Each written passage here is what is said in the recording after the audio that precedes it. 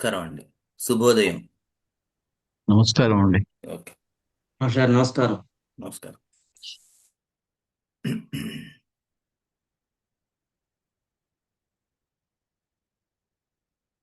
So మన relationship of remedies ఈ సిరీస్లో భాగంగా ఈవేళ మనం ల్యాక్ వ్యాక్ డిఫ్లోరేటం అనే మందు గురించి చదువుకుందాం. అయితే చిన్న కన్ఫ్యూజన్స్ కొంచెం ఈ రెమెడీ విషయంలో ఉన్నాయి. ల్యాక్ వ్యాక్సినం అని ఒక రెమెడీ ఉంది, ల్యాక్ డీఫ్లోరేటం అని ఒక రెమెడీ ఉంది, ల్యాక్ వ్యాక్ డీఫ్లోరేటం అనేటువంటి ఒక రెమెడీ కూడా ఉంది మన దగ్గర. సో మీ ఈ దాంట్లో ఏది మనకి రిలయబుల్ రెమెడీ అనేటువంటిది చాలా సంవత్సరాల నుంచి కొంచెం కన్ఫ్యూజన్లోనే నడుస్తుంది హోమియోపతి ఫ్రెటర్నిటీలో. అయితే శంకరన్ గారు ఒక ఆథరైజ్డ్ ఐడియా దీనికి ఇచ్చారు. సో అప్పటి నుంచి నేను ఆ, మా గురువు గారు శేఖర్ అలిగుండి గారు ఆయన గైడ్ లైన్స్లో వెళ్తున్నా. సో స్కిమ్డ్ కౌ మిల్క్ మనకి ల్యాక్ వ్యాక్ డీఫ్లోరేటం, తర్వాత ల్యాక్ వ్యాక్సినము ల్యాక్ డీఫ్లోరేటము అంటే వితౌట్ వ్యాక్ ల్యాక్ డీఫ్లోరేటం, ఇది కూడా అంతో ఇంతో ఇవి ఈ ల్యాక్ వ్యాక్ డీఫ్లోరేటంకి దగ్గరగానే ఉంటాయి. అయితే ల్యాక్ డీఫ్లోరేటంకి అంటే ల్యాక్ వ్యాక్సినం అనే మందు మనం వదిలేసి lac defloratum lac vac defloratum, skimmed cow milk normal cow milk, ఈ రెండిటి మధ్య డిఫరెన్స్ మాత్రం మనం కొంచెం వీడియో ఎండింగ్లో చెప్పుకుందాం. అక్కడ దాకా మాత్రం ఈవేళ మనం చెప్పుకుంటుంది ల్యాక్ వ్యాక్ డీఫ్లోరేటమే. చాలా వరకు ప్రూవింగ్స్ వాటికి దీనికి రెండిటికి కూడా సమానంగా స్కిమ్డ్ మిల్క్ కౌ మిల్క్ మామూలు కౌ మిల్క్కి సమానంగానే ఉన్నాయి. ఇటొచ్చి స్కిమ్డ్ కౌ మిల్క్ అంటే అందులో మనం ఫ్యాట్స్ని రిమూవ్ చేసేస్తాం. ఏవైతే ఫ్యాట్స్ ఉంటాయో ఆ ఫ్యాట్స్ని రిమూవ్ చేసేస్తే స్కిమ్డ్ కౌ మిల్క్ అంటారు. సో దాని నుంచి పొటెంటైజ్ చేసినటువంటి remedy lac vac defloratum. Lac defloratum without removing that fats, దాని నుంచి పొటెంటైజ్ చేసిన రెమెడీ. అయితే మనకి కెంట్ ఆథరైజ్డ్ సోర్స్గా తీసుకుంటే ప్రూవింగ్స్ ఎక్కువగా స్కిమ్డ్ కౌ మిల్క్ మీదే జరిగాయని కెంట్ కూడా ఇచ్చారు. సో కెంట్ని మనం ఎక్కువగా మనం రిలయబుల్ సోర్స్గా అనుకుంటాం కాబట్టి కెంట్ నుంచి గనక చూస్తే ఈ ల్యాక్ వ్యాక్ డీఫ్లోరేటం మనం చదువుకుందాం. ఆ మైన్యూట్ డిఫరెన్స్ ఏది ఉందో అది వీడియో ఎండింగ్లో చెప్పుకుందాం. రైట్. సో ఇది ఏం రెమెడీ అండి? ల్యాక్ వ్యాక్ డీఫ్లోరేటం అనేటువంటిది మ్యామల్. Very nice. సో కొన్ని జనరల్ థీమ్స్ మనకి తెలుసు, ఎందుకంటే మనం పాత వాళ్ళు ఎవరైనా వచ్చుంటే యానిమల్ కింగ్డమ్ చెప్పుకున్నప్పుడు మనం మ్యామల్స్ గురించి చాలా డీటెయిల్డ్గా ఆల్మోస్ట్ 2-3 సెషన్స్ పైనే చెప్పుకున్నాం. అందులో ఉన్న ఆర్డర్స్ అది. సో ల్యాక్ వ్యాక్ డీఫ్లోరేటం అనేటువంటిది ఏ ఆర్డర్ కింద వస్తుంది ఎవరైనా చెప్తారా?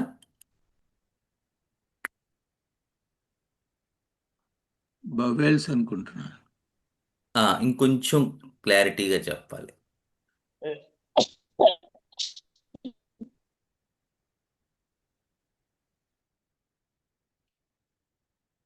ఓకే, అది బోవిడే కిందకు వస్తుంది, మీరు అన్నది కరెక్టే.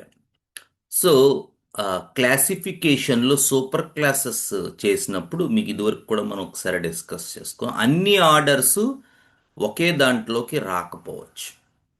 సో ఈ బోవిడే, క్యానిడే అంటే మన డాగ్ ఎక్సెట్రా వీటిల్ని ఈ ఆర్డర్స్ని ఫోర్త్ సూపర్ క్లాస్లో పెట్టారు. అలాగే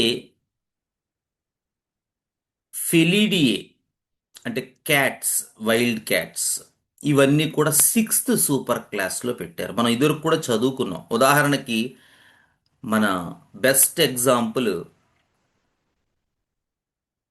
మనకి మొలాస్క్స్. ఈ మొలాస్క్స్లో మనకి ప్రధానంగా మూడు ఆర్డర్లు ఉన్నాయి. మధ్యలో ఇంకా కొన్ని ఉన్నాయి. ప్రధానంగా అందులో ఫస్ట్ది మొలాస్క్స్లో బైవాల్వ్స్. దాన్ని ఫస్ట్ సూపర్ క్లాస్లోకి తీసుకొచ్చారు. ఎందుకంటే because of their nature and anatomy, morphology and even the provings. Second order గ్యాస్ట్రోపోడ్స్ని సెకండ్ సూపర్ క్లాస్లోకి తీసుకొచ్చారు. అలాగే థర్డ్ ఆర్డర్ సెఫలోపోడ్స్ని ఫిఫ్త్ సూపర్ క్లాస్లో తీసుకొచ్చారు. సో ఇట్లా ఒకే గ్రూప్ అయినప్పటికీ వాటిలో ఉండేటువంటి ఆర్డర్స్ కారణంగా వాటి మార్ఫాలజీ, వాటి ప్రూవింగ్స్, వాటి సబ్స్టెన్స్, వాటి వైటల్ ఫోర్సు, వాటి ఎక్స్పీరియన్స్ కారణంగా మనం వాటిల్ని మార్చవలసిన అవసరం రావచ్చు. అందుకని మ్యామల్స్ అన్నీ ఒకే సూపర్ క్లాస్ అనుకోకూడదు. ఫోర్త్లో బొవిడే, క్యానిడే ఈ రెండింటిని వాళ్ళు ఇన్క్లూడ్ చేశారు. సరే, అసలు ఈ ల్యాక్ వ్యాక్ డీఫ్లోరేటం గురించి మనం కొంచెం జనరల్స్ చదువుకున్న తర్వాత అప్పుడు థీమాటిక్ స్టడీ మనం చదువుకుంటే ఆ ఏదైతే మనం అభ్యాసం చేసామో మన సంకల్ప హోమియోపతి యానిమల్ కింగ్డమ్ చెప్పుకున్నప్పుడు మనం అది కూడా ఒకసారి రివైజ్ చేసుకున్నట్టుగా ఉంటుంది. ప్రధానంగా ఈ ల్యాక్ వ్యాక్ డీఫ్లోరేటంలో గనక మీరు చూసినట్టయితే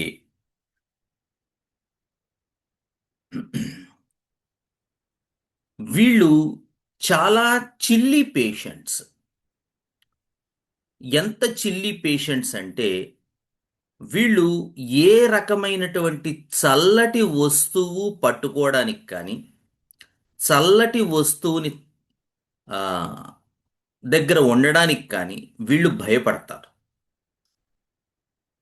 ఎంత ఎక్కువగా అంటే వీళ్ళు వీలైతే చల్లటి వస్తువులు ఎప్పుడూ జోలికి పోరు, దూరంగా నించుంటారనమాట. ఎందుకంటే వీళ్ళకి అందరికన్నా ఎక్కువ చలిగా ఉంటుంది.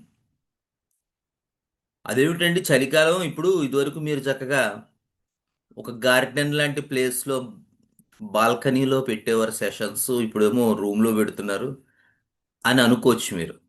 అందరికీ ఉంటుంది కదా అని చలి. ఇది అందరికీ ఉండే చలి కాదు. రూమ్లో మిగతా వాళ్ళు అందరూ ఫ్యాన్ వేసుకుందాం అన్నప్పుడు కూడా వీడు చలికి వీడు ఫ్యాన్ వేయకండి అంటాడు. ల్యాక్ వ్యాక్ డీఫ్లోరేటంతో హాస్టల్లో ఉండాలంటే మిగతా వాళ్ళు అవుట్. ఎందుకంటే అందరికీ ఒక్కపోస్తూ ఉంటుంది, వీళ్ళకి చలేస్తూ ఉంటుంది. చాలా చిల్లీగా ఉంటారు. రెండోది మీరు చూసినట్టయితే వీళ్ళు కాస్త ఎనీమిక్గా, ముఖ్యంగా గర్ల్స్ అయితే క్లోరోటిక్గా ఉంటారు. ఈ ఎర్లీ పార్ట్ ఆఫ్ గర్ల్స్ అంటే early part of the life అడోలిసెన్స్ అంటే సుమారు 10 నుంచి ఒక 20 ఇయర్స్, 25 ఇయర్స్ ఈ లోపైతే పాపం వాళ్ళ కళ్ళు గవ్వల్లా ఉంటాయి. మీరు వాళ్ళ స్క్లేరా చూస్తే కొంచెం గవ్వల్లా ఉంటాయి పాపం. బాగా తెల్లగా. హిమోగ్లోబిన్ టెస్ట్ చేస్తే 8 అలా ఉంటూ ఉంటుంది పాపం వీళ్ళకి.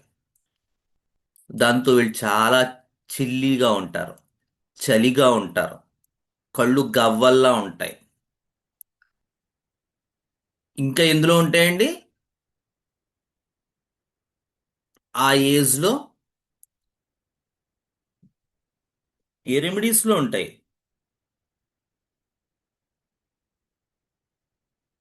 చెప్పరా? ఫెర్రమెట్. ఓకే.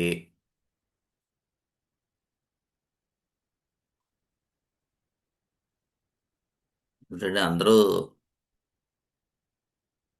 మంచి సబ్జెక్ట్ ఉన్నవాళ్ళు. Manganum, very good. Manganum is another remedy where we see this sort of chlorosis.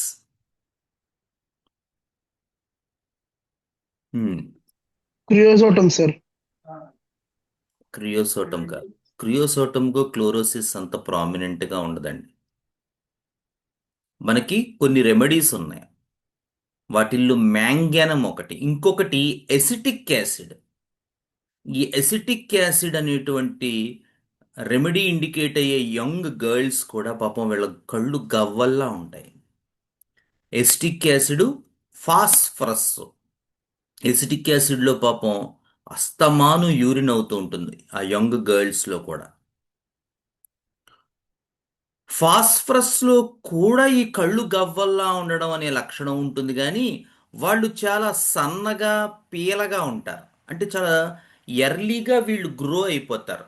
అదేటమ్మా కిందటి ఏడాది చూసాను తల్లి, అబ్బా ఎంత పొడుగైపోయావో అంటూ ఉంటారు.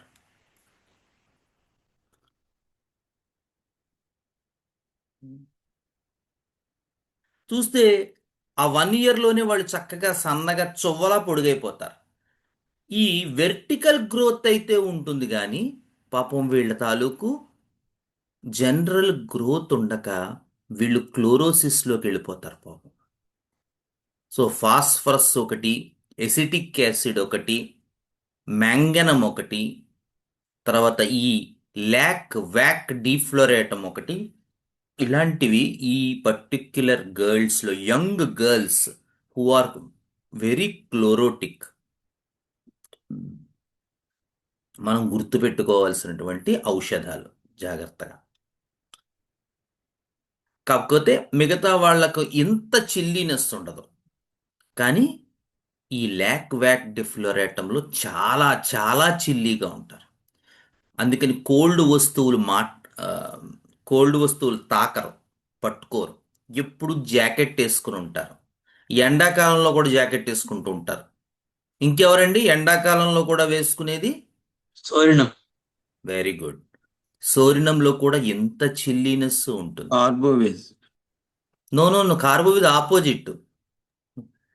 కార్బోవేజ్లో వాడు, నిన్నే నేను ఒక పేషెంట్ దగ్గరికి వెళ్ళాను. సో మొత్తం చలేసి మనం అందరం షివర్ అయి ఫ్రీజ్ అయిపోతున్నాం, పల్లెటూరు పాపం. వెళ్తే ఈయన మాత్రం 5లో ఫ్యాన్ పెట్టుకుని చొక్కా తీసేసి పడుకుని కూర్చున్నాడు. ఏమిటండి ఈయన ఇలా ఉన్నారంటే వైఫ్ అంటున్నారు, అయ్యయ్యో ఆయన ఎప్పుడూ అంతేనండి బాబు, మన అందరికీ చలేస్తూ ఉంటుంది, ఈయన మాత్రం ఒక్కపోత అంటూ ఆ ఫ్యాన్ కిందే కూర్చుంటాడు, గాలి ఆడట్లేదు అంటాడు అంటుంది ఆవిడ ఫన్నీగా. బట్ అలా ఉంటారు కార్బోవేజ్ పేషెంట్స్. సరే, coming back to our lac vac deflorat. వీళ్ళల్లో చాలా వరకు ఈ న్యూరాలజిక్ అండ్ రొమాటిక్ పెయిన్స్ ఉంటాయి. ఈ ల్యాక్ వ్యాక్ డిఫ్లోరేటమ్ సబ్జెక్ట్స్లో కీళ్ళ నొప్పులు మీకు ఎక్కువ కనబడుతూ ఉంటాయి. అట్లాగే రకరకాల బాడీలో నొప్పులు మీకు కనబడుతూ ఉంటాయి ల్యాక్ వ్యాక్ డిఫ్లోరేటమ్. అదేమిటంటే అన్నిట్లోనూ బోల్డ్ వాటిల్లో ఉంటాయి కదా, ఇదేమిటి డిఫరెన్సియేషన్ అంటే వీళ్ళకి ఈ నొప్పులు ప్రామాణికంగా హెడ్లో ఎక్కువ కనబడుతుంటాయి. And mark my word, lac vac defloratum is one of the greatest remedies for migraine headaches. ఎంత వీడికి పాలు తాగితే లేదా పాల పదార్థాలు తింటే నాకు పడదండి, నాకు తలపోటు వచ్చేస్తుంది అంటాడు. గుర్తుపెట్టుకోండి, అలాంటి వాళ్ళల్లో ల్యాక్ వ్యాక్ డిఫ్లోరేటమ్ వాళ్ళు ఉండొచ్చు.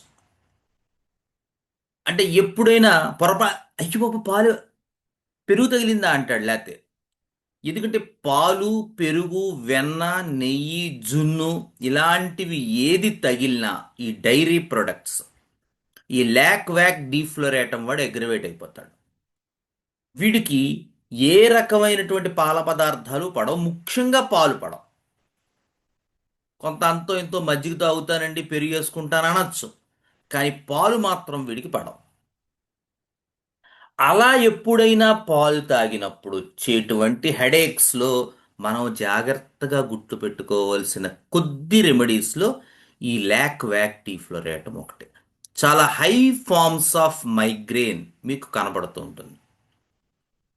మైగ్రేన్ అవ్వచ్చు, ట్రైజెమినల్ న్యూరాలజియా అవ్వచ్చు, ఇలా మీరు ఏ పేరైనా పెట్టండి, కానీ చాలా worst and violent forms of headache are supra orbital neuralgias మీకు ఈ లాక్ వ్యాక్ డీఫ్లోరేటంలో కనబడుతూ ఉంటాయి.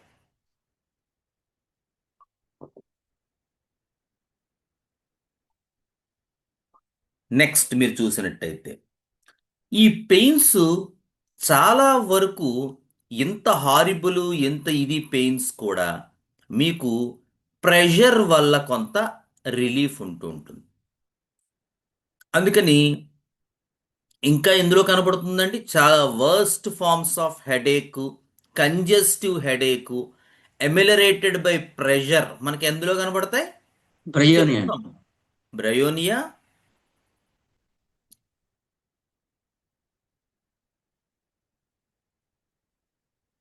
చదవట్లేదు ఎవరు, ఇంటికి వెళ్ళి నోట్సులు తీయట్లేదు, అసలు వినేసి చక్కగా పడుకుంటున్నారు.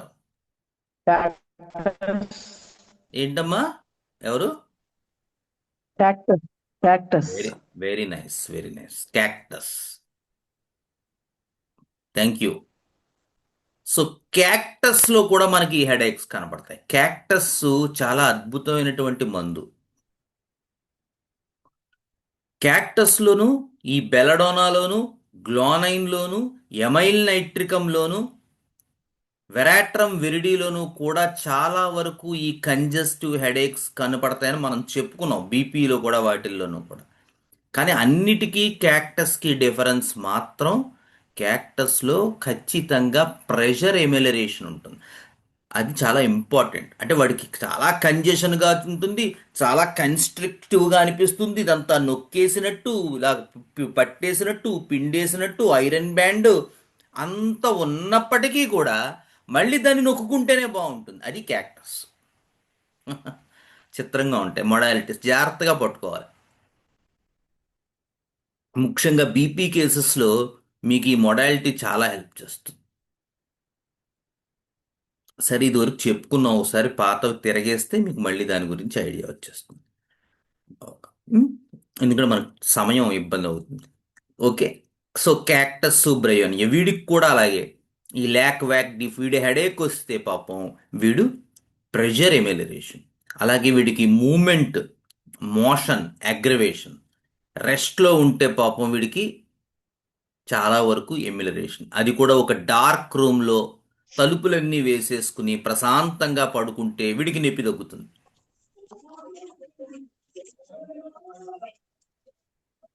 ఇది చాలా జాగ్రత్తగా గుర్తుపెట్టుకోవాలి. ఈ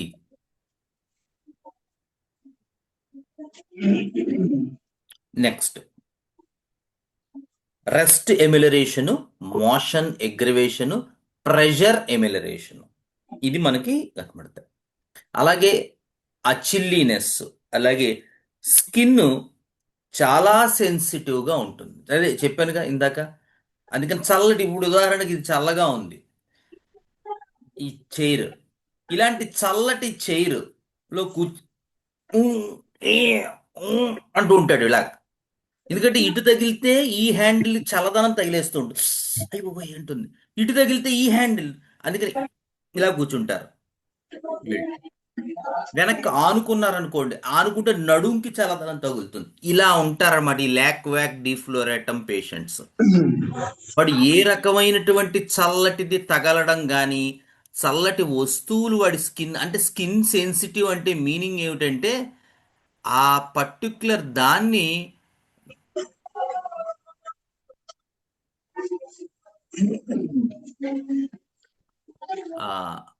అస్సలు వాళ్ళు బేర్ చేయలేరు అన్నమాట పాపం, ఆ చల్లదనాన్ని. అది ఇక్కడ మనం చూసుకోవాలి. ఎవరో మ్యూట్ చేసుకోవాలండి, సౌండ్ వస్తుంది చూడండి ఒకసారి. నెక్స్ట్. డాక్టర్ జ్ఞానశేఖర్ గారు అవునా? ఇది చేసుకో. చేసుకున్నారా? ఓకే.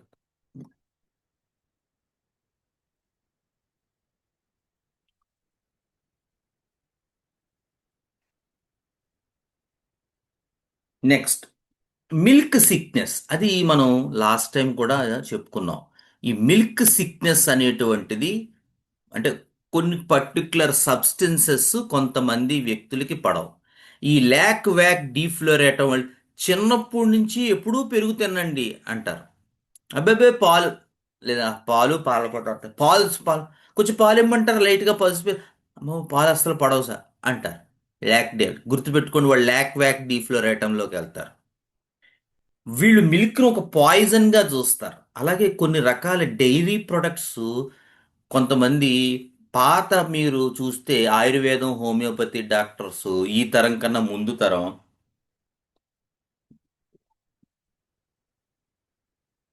ఏమాత్రం జీర్ణ వ్యవస్థ ఇబ్బందులుంటే వాళ్ళని పాలు అవాయిడ్ చేయమనేవారు.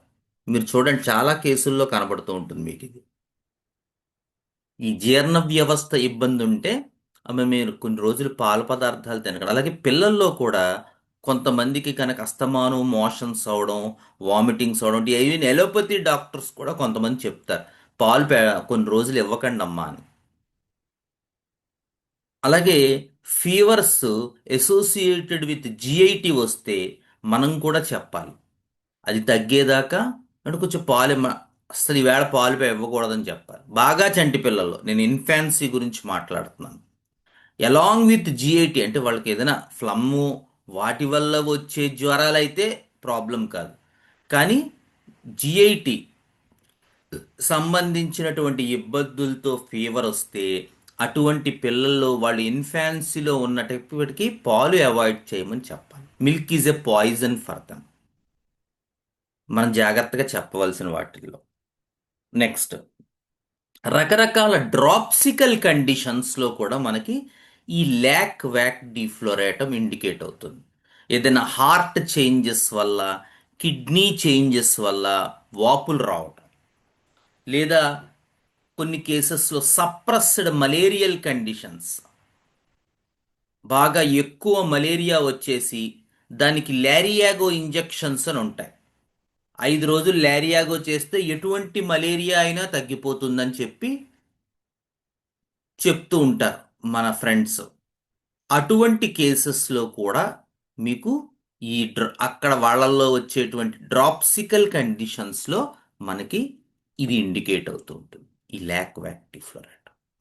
ఇంకొకటి ఏంటంటే హానిమన్ గారు క్రానిక్ డిసీజెస్లో ఇచ్చారు ఈ పాయింట్. ఈ సప్రెస్డ్ మలేరియల్ కండిషన్స్ మనకి నెక్స్ట్ తరంలో ఈ సప్రెషన్ థియరీ, ఈవెన్ ప్రఫుల్ల విజయకర్ గారి ప్రిడిక్టివ్ హోమియోపతి థియరీ కూడా దీని మీదే బేస్ చేసుకున్నారు, హానిమన్ గారి సప్రెషన్ థియరీ మీద. ఎందుకంటే మీరు క్రానిక్ డిసీజెస్ చదివితే మోస్ట్ ప్రాబ్లీ నాకు తెలిసి చాలామంది చదివి ఉండరు, బట్ చదివితే మీకు ఈ విషయంలో చాలా క్లారిటీ వస్తుంది హానిమన్ ఎందుకు అంత బాధపడ్డారు అని. ఎందుకంటే కొన్ని జనరేషన్స్లో ఒక రకమైనటువంటి డిసీజ్ని సప్రెస్ చేసుకుంటూ పోతే నెక్స్ట్ జనరేషన్లో దీనికన్నా ప్రమాదకరమైన భయంకరమైన వ్యాధి మానవ జాతిని పట్టి పీడిస్తుంది అని చెప్పి హానిమన్ క్రానిక్ డిసీజెస్లో రాశారు. మాస్టర్ గారు సీనియర్ ఫిలాసఫీ క్లాసెస్లో చెప్తారు, మాస్టర్ ఈకే గారు. ఎందుకంటే ట్యూబర్క్లోసిస్ అనేటువంటి మహమ్మారి మానవ జాతిని పట్టి పీడించడానికి ప్రధానమైనటువంటి కారణం నాయన ఒక జనరేషన్లో మలేరియాని సప్రెస్ చేసుకుంటూ పోవడమే అని చెప్పి మాస్టర్ గారు ఇచ్చారు, హానిమన్ గారు కూడా ఇచ్చారు. అలాగే ఎలెన్ తన క్రానిక్ మయాజమ్స్ పుస్తకంలో ప్రధానంగా దీన్ని ఒక సపరేట్గా ఒక చాప్టరే రాసుకుంటూ వెళ్ళారు. ఎందుకు ఇంత ఇదిగా చెప్తున్నానంటే వాటిలో మనం చదివితే ఈ సప్రెషన్ అనేది ఎంత భయంకరమైందో మనకు తెలుస్తూ ఉంటుంది. Instead of curing the patient, if you try to suppress the సిమ్టమ్ని ఆధారంగా చేసుకుని రోజుకొక మందు మార్చేటువంటి మహానుభావులు కూడా మనకి హోమియోపతి డాక్టర్స్లో ఉన్నారు. ఒక ఆయన రాజమండ్రిలో చాలా విగరస్ ప్రాక్టీస్, చాలా నిదానం నెమ్మదస్తుడని పేరు. ఈయన ఆయుధం ఏమిటంటే, ఎవడైనా ఒక పేషెంట్ వస్తే ఈ ఫిలాసఫీ అదంతా చెత్తబుట్టలో పడేయండి అంటాడు ఆయన. పేషెంట్ వస్తే ఏమైనా చెప్పామనుకో, మనం ఏమయ్యా అట్లాంటి ప్రిస్క్రిప్షన్ ఇవ్వకూడదు అని మనం చెప్తే పేషెంట్ మానేస్తాడు, ఏం చేయమంటావు అంటాడు. సో సమస్య ఎక్కడొస్తుందంటే ఆ suppression of that particular symptom. ఎందుకంటే ఈవేళ పల్స్టెల్లా వేస్తాడు, రేపు బ్రయోనియా వేస్తాడు, ఎల్లుండి ఇగ్నీషియా వేస్తాడు. ఏమిటంటే ఒక సిమ్టమ్ కనబడింది అంటాడు. అసలు ఈ రిలేషన్షిప్ ఆఫ్ రెమెడీస్ అనేటువంటి దాన్ని ప్రధానంగా తీసుకోవడానికి ఒకానొక కారణం కూడా అది. ఎందుకంటే ఒక కేసు మాస్టర్ గారు చెప్తారు సీనియర్ ఫిలాసఫీలో, ఒక లైఫ్ సిలబస్లో ఏ మందులు పడతాయో అవే మందులు వాడికి పడుతూ ఉంటాయి, నువ్వు మారచ్చక్కర్లేదు అని చెప్తారు. ఎందుకు అంటే ఈ రిలేషన్షిప్ ఆఫ్ రెమెడీస్ తెలిస్తే వాడి లైఫ్ సిలబస్లో వాడు ఏ రెమెడీలోకి వస్తాడో ఒక రఫ్ ఐడియా మనకు ఉంటూ ఉంటుంది, వాడికి అందులోనే తిరుగుతూ ఉంటాడు. సో ఈ సప్రెషన్ థియరీ అనేది చేయకూడదు మనం. అలా సప్రెషన్ థియరీ చేయకూడదని చెప్పి మన మాస్టర్స్ అందరూ ఇచ్చారు మనకి. సో మనం కూడా ఆ బేసిస్లో కనుక నడిచినట్టయితే మనం మంచి చేయకపోయినా పర్లేదు, పేషెంట్కి చెడు మాత్రం చెయ్యం. దీన్ని కనుక జాగ్రత్తగా గుర్తుపెట్టుకుంటే, అంతేగాని వచ్చిన సిమ్టమ్ కల్లా మనం బ్రహ్మాస్త్రం వేసినట్టు వాడి మీద ఒకటి వేసేసి ఆ తగ్గించేద్దాం అనుకుంటే ఆ కేసు ఇన్క్యూరబిలిటీలోకి వెళ్ళిపోతుంది అని చెప్తారు కెంట్ గారు. పాపం అట్లా చెయ్యొద్దని చెప్తారు ఆయన. కేసు ఇన్క్యూరబిలిటీలోకి వెళ్ళిపోతుంది. Every attempt to palliate a case makes the disease incurable. ఈ మధ్య నేను కొంత పరిశోధన చేస్తున్నప్పుడు ఒక వ్యక్తికి ఒకవేళ ఎక్యూట్ కండిషన్స్ ఏదైనా వచ్చిన, ఉదాహరణకి లెకసిస్ పేషెంట్కి మనం ట్రీట్మెంట్ చేస్తున్నాం, వాడికి ఎక్యూట్ కండిషన్ వచ్చిందనుకోండి, వాడు ఆ 6th సూపర్ క్లాస్లో ఉండేటువంటి రెమెడీస్లోకి వెళ్తున్నాడు జాగ్రత్తగా. అంటే కొన్ని రేర్ మారచ్చు, బట్ మోస్ట్లీ ఒక 80% కేసెస్లో నేను చూసినవి. అంటే వాడికి ఏ నక్స్వామికానో పడుతోంది, అది ఏ క్యామమెల్లానో అట్లా వాడికి చిత్రంగా.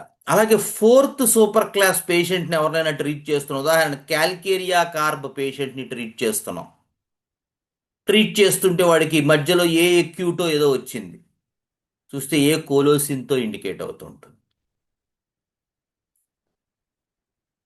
అంటే ఇవన్నీ ఎప్పుడు అంటే ఒళ్ళు దగ్గర పెట్టుకుని మనం చేస్తున్నప్పుడు, మనకి ఇవ్వబడినటువంటిది ఒక తపస్సు అని భావించి మనం ఒళ్ళు దగ్గర పెట్టుకుని ట్రీట్మెంట్ చేస్తే ఇటువంటి అబ్జర్వేషన్స్ అన్నీ మీకు ప్రాక్టీస్లో కనబడుతుంటాయి. అలా కాకుండా రోజుకో మందు వేయటం లేదా 10 వేయటం, హీల్ పెయిన్ ఉంటే ఒక బండ వైద్యం, కొండ గుర్తులు. కోర్స్ కొన్ని రేర్ కేసెస్లో అవి అవసరం అవ్వచ్చు, లేక నేను ఇస్తాను లేదని అనట్లేదు. కానీ మనం చాలా జాగ్రత్తగా అర్థం చేసుకుని చేయవలసినటువంటిది. ఎందుకంటే ఆ సప్రెషనే అసలు క్రానిక్ డిసీజ్ ఆవిర్భావానికి కారణం అని చెప్పి మనకి హానిమన్ గారు ఇచ్చారు, కెంట్ గారు తన ఫిలాసఫీలో చెప్పారు, మాస్టర్ గారు కూడా సీనియర్ ఫిలాసఫీ క్లాసెస్లో దీని గురించి చాలా డీటెయిల్డ్గా ఇచ్చారు. మాస్టర్ గారు అయితే ఆయుర్వేదం ప్రకారంగా కూడా ఇచ్చారు. చాలా జాగ్రత్తగా స్టడీ చేసుకోవాలి. సో ఈ సప్రెషన్ జోలికి మనం పోకూడదు. అందుకని కొన్ని జనరేషన్స్లో ఈ మలేరియల్ ఫీవర్ అనేటువంటిది సప్రెస్ చేయడం వల్ల ట్యూబర్క్యులోసిస్ అనేటువంటి వ్యాధి మన భూప్రపంచం మీదకు వచ్చింది అని చెప్పి మాస్టర్ గారు హానిమన్ గారు ఇచ్చారు. అలాగే ఎప్పుడైతే ఈ ట్యూబర్క్యులోసిస్ అనే వ్యాధిని కూడా సప్రెస్ చేయడానికి ప్రయత్నం చేస్తామో అప్పుడు దానికన్నా ప్రమాదకరమైన వ్యాధి వస్తుందని కూడా ఆయన అక్కడ ఉదాహరించారు.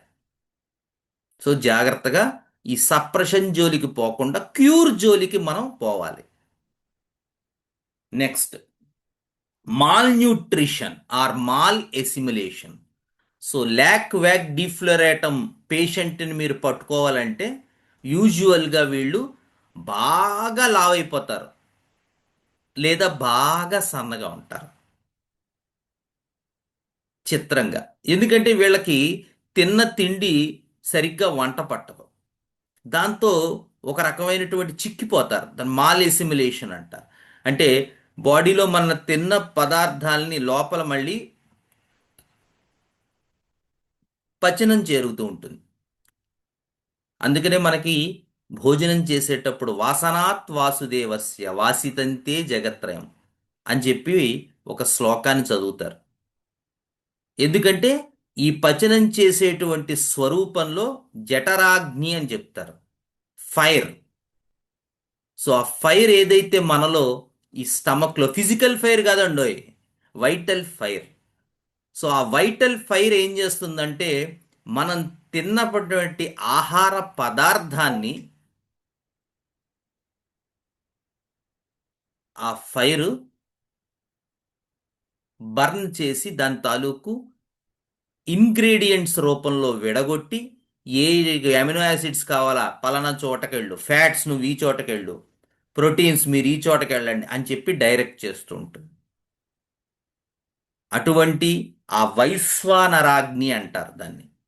సో బాడీలో ఉండే ఫైర్ ఎలిమెంట్స్ అదంతా వేరే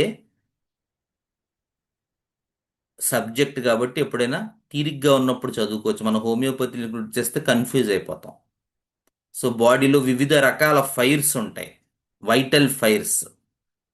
సో ఆ వైటల్ ఫైర్స్ని మనం ఏ రకంగా ఇగ్నైట్ చేసుకోవాలి, ఇనిషియేట్ చేసుకోవాలి, తద్వారా మన స్పిరిచువల్ జర్నీ ఎలా ఉండాలి. ఎందుకండి స్పిరిచువల్ జర్నీ హాయిగా మెటీరియల్ మైండ్ వరల్డ్లోనే ఉంటాం కదా, బ్రహ్మాండంగా ఉంటుంది, బోల్డ్ డబ్బులు సంపాదించుకోవచ్చు హోమియోపతిలో అనొచ్చు.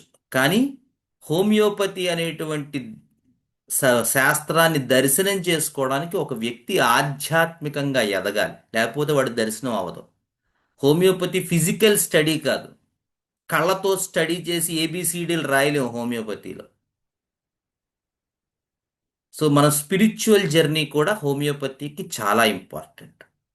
సో అటువంటి వాటిల్లో ఈ ఫైర్ ఎలిమెంట్ అనేటువంటి దాన్ని స్టడీ చేసుకోవటం.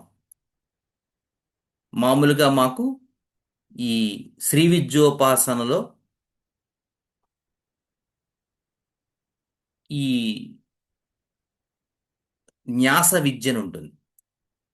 వేల ఏళ్ల క్రిందటే ఈ న్యాస విద్యా స్వరూపంగా మనం అభ్యాసం చేసేటప్పుడు మాకు చెప్తారు. ఏమిటంటే ఇదివరకు కూడా ఒకసారి చెప్పినట్టున్నాను,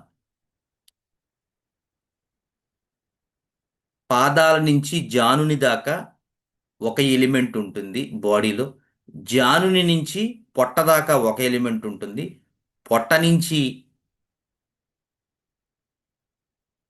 పైన లంగ్స్ పై దాకా ఒక ఎలిమెంట్ ఉంటుంది, అక్కడి నుంచి పైకి ఒక ఎలిమెంట్ ఉంటుంది, తర్వాత సహస్రారంలో ఒక ఎలిమెంట్ ఉంటుంది. 5 ఎలిమెంట్స్ అనేటువంటి ఐడియాలజీని వాళ్ళు అక్కడ ఇచ్చారు. అందులో ఈ 3వ ఎలిమెంట్ దగ్గర వాళ్ళు చెప్తారు ఏమిటంటే ట్రయాంగిల్ ఆకారంలో ఉంది అంటాడు. అక్కడ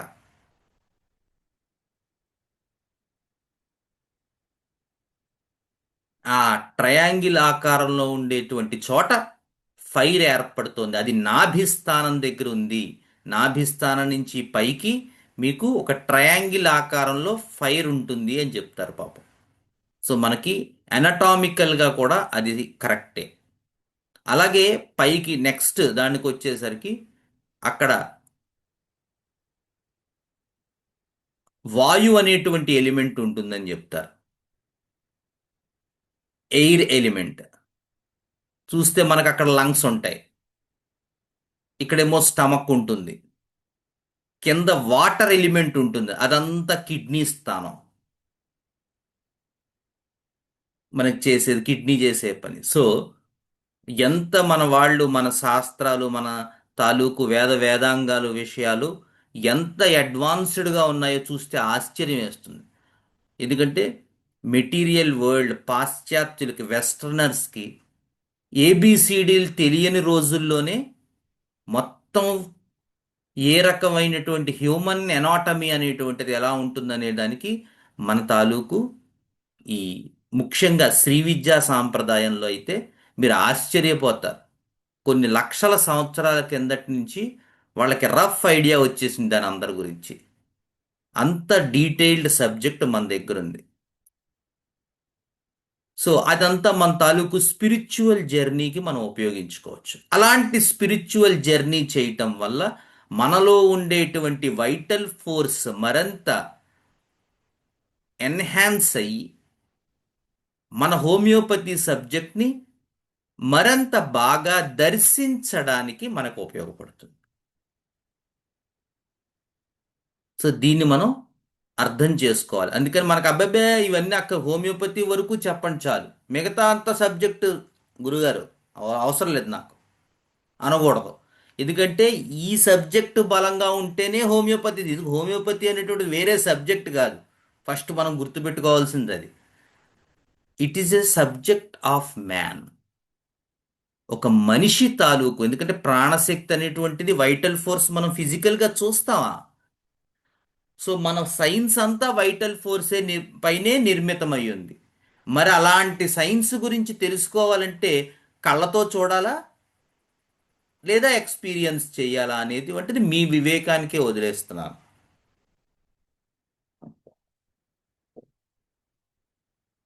మాస్టర్ గారు చెప్తారు, ఒక మెడికల్ వైటల్ ఫోర్స్ అంటే నీలో ఎలా అయితే వైటల్ ఫోర్స్ ఉందో మెడిసిన్లో కూడా అలాంటి వైటల్ ఫోర్స్ ఉంటుందని చెప్పారు మాస్టర్ గారు. అసలు నేను చదువుకునే రోజుల్లో మొట్టమొదటిసారి అది ఆ వర్డ్ నేను విన్నప్పుడు ఆయన నోట్లోంచి నా హృదయం ఇప్పుడు చెప్తున్నప్పుడు కూడా కంఠం గద్గదం అయిపోతుంది. నా ఫిజికల్ బాడీ అసలు ఇమాజిన్ చేసుకోలేను. ఎందుకంటే అటువంటి సబ్జెక్ట్ అది, అలాంటి సబ్జెక్ట్ దర్శించి ఇచ్చారు ఆయన. ఎందుకంటే మెడిసిన్లో కూడా వైటల్ ఫోర్స్ ఉంటుంది నాన్న అన్న ఆ మాట అసలు అంటే ఎంత డెప్త్ ఉంది ఈ సబ్జెక్ట్లో, మనం ఎంత షాలోలో ఉండిపోతున్నాం. హోమియోపతిని సబ్జెక్ట్ని మెటీరియల్ ఒక ఆయన అన్నాడు, రాజమండ్రిలోనే ఈ ప్రముఖ డాక్టర్ ఈయన, ఏమిటంటే హోమియోపతిని బాగా యూజ్ చేసుకోవాలి సార్ మనం అన్నాడు ఆయన. హోమియోపతిని యూజ్ చేసుకుంటాడు ఇతను. ఎందుకంటే అతనికి అంతే అర్థమైంది హోమియోపతి గురించి. హోమియోపతిని యూజ్ చేసుకోవడం, హోమియోపతికి మనం యూజ్ అవ్వాలి. ఎందుకంటే నువ్వు కాకపోతే ఇంకొకరు దొరుకుతారు, ఇంకొకరు చేస్తారు అది. కానీ అటువంటి సైన్స్ మన దగ్గరికి వచ్చినందుకు మనం చాలా కేర్ఫుల్గా ఉండాలి, చాలా జాగ్రత్తగా ఉండాలి, చాలా ఒబీడియంట్గా ఉండాలి, చాలా శ్రద్ధగా ఉండాలి. So coming back to our lac vac defloratum, ఇందులో ఉండేటువంటి ఆ వైలెంట్ హెడేక్స్ గురించి చెప్పుకున్నాం మనం. ఈ మాల్ న్యూట్రిషన్ అనేటువంటి సబ్జెక్ట్ గురించి చెప్పుకున్నాం. ఎక్కువగా వీళ్ళు మాల్ న్యూట్రిషన్ ఉంటారు, బాగా లావుగా ఉంటారు లేదా బాగా సన్నగా ఉంటారు. నేను చూసిన ఉంటే శంకరన్ గారు కూడా ఒక పాయింట్ దగ్గర నాకు కొంచెం కన్ఫ్యూజన్ వచ్చింది. ఎందుకంటే సార్ ఒక పాయింట్లో నాకు గుర్తున్నంత వరకు యానిమేటెడ్గా ఉంటారని అన్నారు. యాక్చువల్గా ల్యాక్ వ్యాక్ డీఫ్లోరేటమ్ పేషెంట్స్ నాకు అంత యానిమేటెడ్గా వీళ్ళు కనిపించలేదు. నేను ఉన్నాయి కొన్ని కేసెస్లో, నేను ఇచ్చిన కేసెస్లో కొంత యానిమేటెడ్గా ఉన్నప్పటికీ వీళ్ళు ఎక్కువ భాగం చాలా నెయివ్గా ఉంటారు. నెయివ్గా ఉంటారు వీళ్ళు పాపం ల్యాక్ వ్యాక్ డీఫ్లోరేటమ్ సబ్జెక్ట్స్. అట్లాగే యూజువల్గా వీళ్ళు లైఫ్లో మీరు చూసినట్టయితే ఒక సబ్జెక్ట్ ఎవరో ఒకరి చేత జీవితాంతం బాధపడుతున్నాం అనేటువంటి ఒక సబ్జెక్ట్ని ఇస్తూ ఉంటారు. చాలాసార్లు యానిమల్ కింగ్డమ్తో వచ్చే ప్రాబ్లం ఏంటంటే మనం ప్రిడేటర్గా మనం ఆలోచిస్తాం. మన థింకింగ్ ఎలా ఉంటుందంటే ప్రిడేటర్ వీడు అవతల వాళ్ళని ఏదో ఒకటి చేస్తేనే యానిమల్ అనుకుంటాం. కానీ యానిమల్లో రెండు ఉంటాయి, ప్రిడేటరు, ప్రే. సో అవతల వాడి చేత చేయించుకోబడ్డవాడు కూడా యానిమల్ కింగ్డమ్ అవ్వచ్చు. ఆ చేయించుకోబడడం అనేటువంటిది అది సెన్సిటివ్ లేలో జరుగుతోందా సర్వైవల్ వేలో జరుగుతోందా, స్ట్రక్చరల్ వేలో జరుగుతోందా అనే దాన్ని బట్టి కింగ్డమ్ ఆధారపడి ఉంటుంది. సో యూజువల్గా ఈ యానిమల్ కింగ్డమ్ వాళ్ళు మీరు చూసినట్టయితే వీళ్ళు ఖచ్చితంగా ఒక చోట ఒక సబ్జెక్ట్ నుంచి మేము చాలా ఇబ్బంది పడుతున్నాం అనేటువంటి ఒక ఐడియాని మీకు ఫ్రేమ్ చేస్తూ ఉంటారు కేసులో. మీకు ఆ ప్యాటర్న్ కనబడుతుంది. అమ్మ బాబోయ్, మా అత్తగారండి బాబు, ఆవిడ ఉన్నంతకాలం అయ్యి బాబోయ్ మామూలుగా లేదండి అంటారనమాట. ఈ ప్యాటర్న్ మీకు క్లియర్గా కనబడుతూ ఉంటుంది కేసులో. మీరు కేసు రాస్తున్నంతసేపు అక్కడ ఆ యానిమేషన్ కనబడినట్టు నాకు అనిపించింది సుమా. పెద్దవారిని మనం ఇది చేయట్లేదు.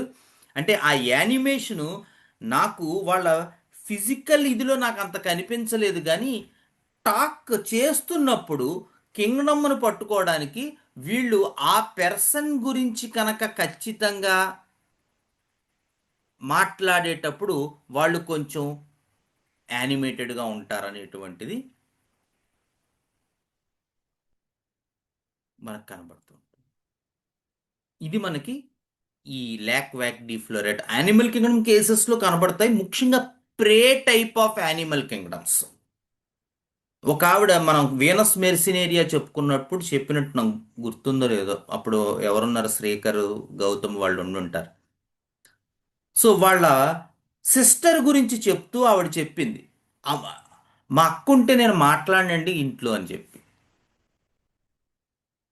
సో ఫైనల్లీ ఆవిడ వీనస్ కేసులోకి వెళ్ళిపోయింది. ఎందుకంటే ఆ అమ్మాయి అన్ని కేసెస్లోనూ అన్ని విషయాల్లోనూ కొంచెం ఈ అమ్మాయిని కొంచెం సప్రెస్ చేయడానికి ప్రయత్నం చేసేది ఆ సిస్టర్.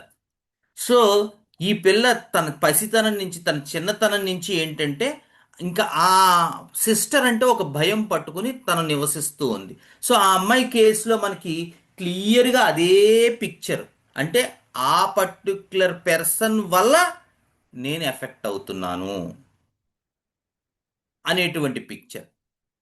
ఆవిడ that idea of high versus low, that idea of predator versus prey, the idea of competitiveness, the idea of I was used like ఈ ఎక్స్పీరియన్స్ మనకి, ఈ ప్యాటర్న్ మనకి యానిమల్ కింగ్డమ్ ప్రే కేసెస్లో కనబడుతుంది.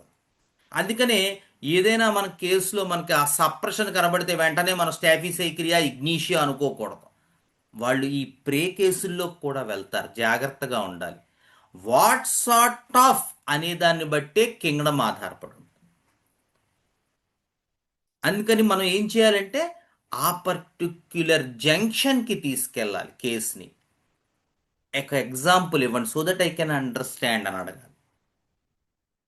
ఆ పర్టిక్యులర్ మూమెంట్లో ఏం నడుస్తుంది అనే దాన్ని బట్టి ప్లాంటా, యానిమలా, మినరలా అనేది అవగాహన అవుతుంది.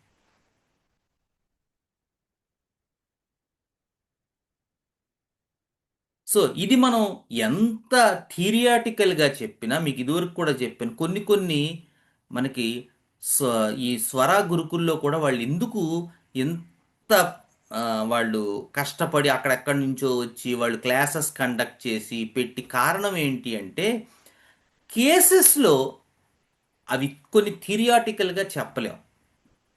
ఇప్పుడు నా దగ్గరికి వచ్చి కూర్చుని నేర్చుకున్న వాళ్ళకి, ఇలా వీడియో లెక్చర్స్లో నేర్చుకున్న వాళ్ళకి కొంచెం డిఫరెన్స్ ఉంటుంది.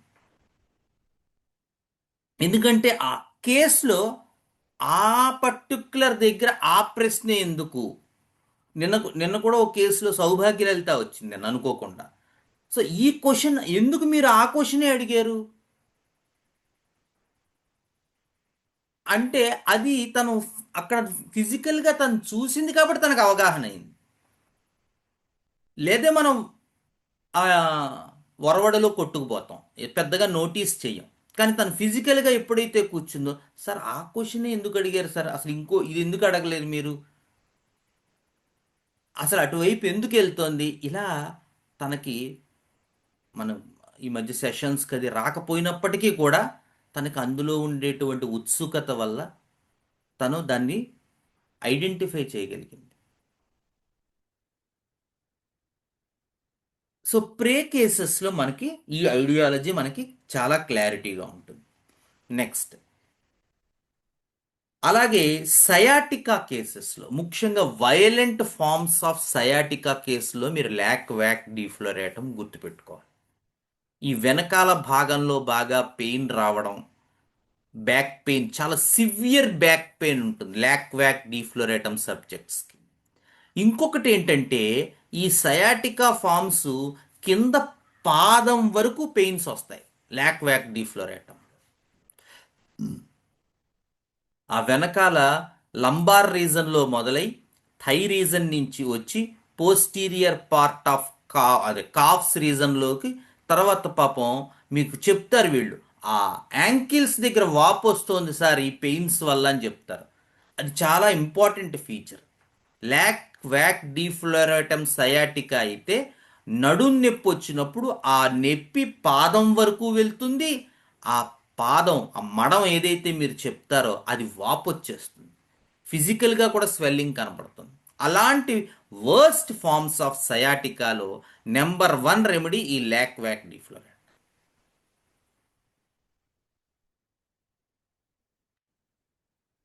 నెక్స్ట్, మిల్క్ ఎలర్జీస్ ఇందాక చెప్పుకున్నాం. అస్సలు పాలు పడవు వీళ్ళకి. ఏ రకమైన పాల పదార్థం తీసుకున్నప్పటికీ కూడా ఎగ్రవేషన్ వచ్చేస్తుంటుంది, తలపోటు వచ్చేస్తుంది, కడుపు నొప్పి వచ్చేస్తూ ఉంటుంది. అటువంటి కేసెస్లో మీరు ఖచ్చితంగా గుర్తించుకోవాల్సిన రెమెడీ ఈ ల్యాక్ వ్యాక్ డీఫ్లోరేటం. సరే, వీడి తాలూకు మెంటల్ స్టేట్ ఎలా ఉంటుంది? వీళ్ళు చాలా మానసికంగా చాలా ఒత్తిడికి లోనై ఉంటారు, ఎక్కువ టెన్షన్గా ఉంటూ ఉంటారు. దేని ఎడల వీళ్ళకి జీవితంలో ఏది ఒక పర్టిక్యులర్ ఇది చేద్దామని కానీ ఇది చెందుదామని కానీ ఉండదు. ఏమయ్యా అక్కడెక్కడో విరాట పర్వం చెప్తున్నారట సామవేదం షణ్ముఖ శర్మ గారు. రాజమండ్రిలో మహాభారతం జరుగుతోంది ఇప్పుడు. 56 రోజుల పాటు అద్భుతమైనటువంటి సమన్వయ సరస్వతిగా పేరుగాంచినటువంటి సామవేదం షణ్ముఖ శర్మ గారు తత్వాన్ని ఉదహరించినటువంటి మహనీయుడైన.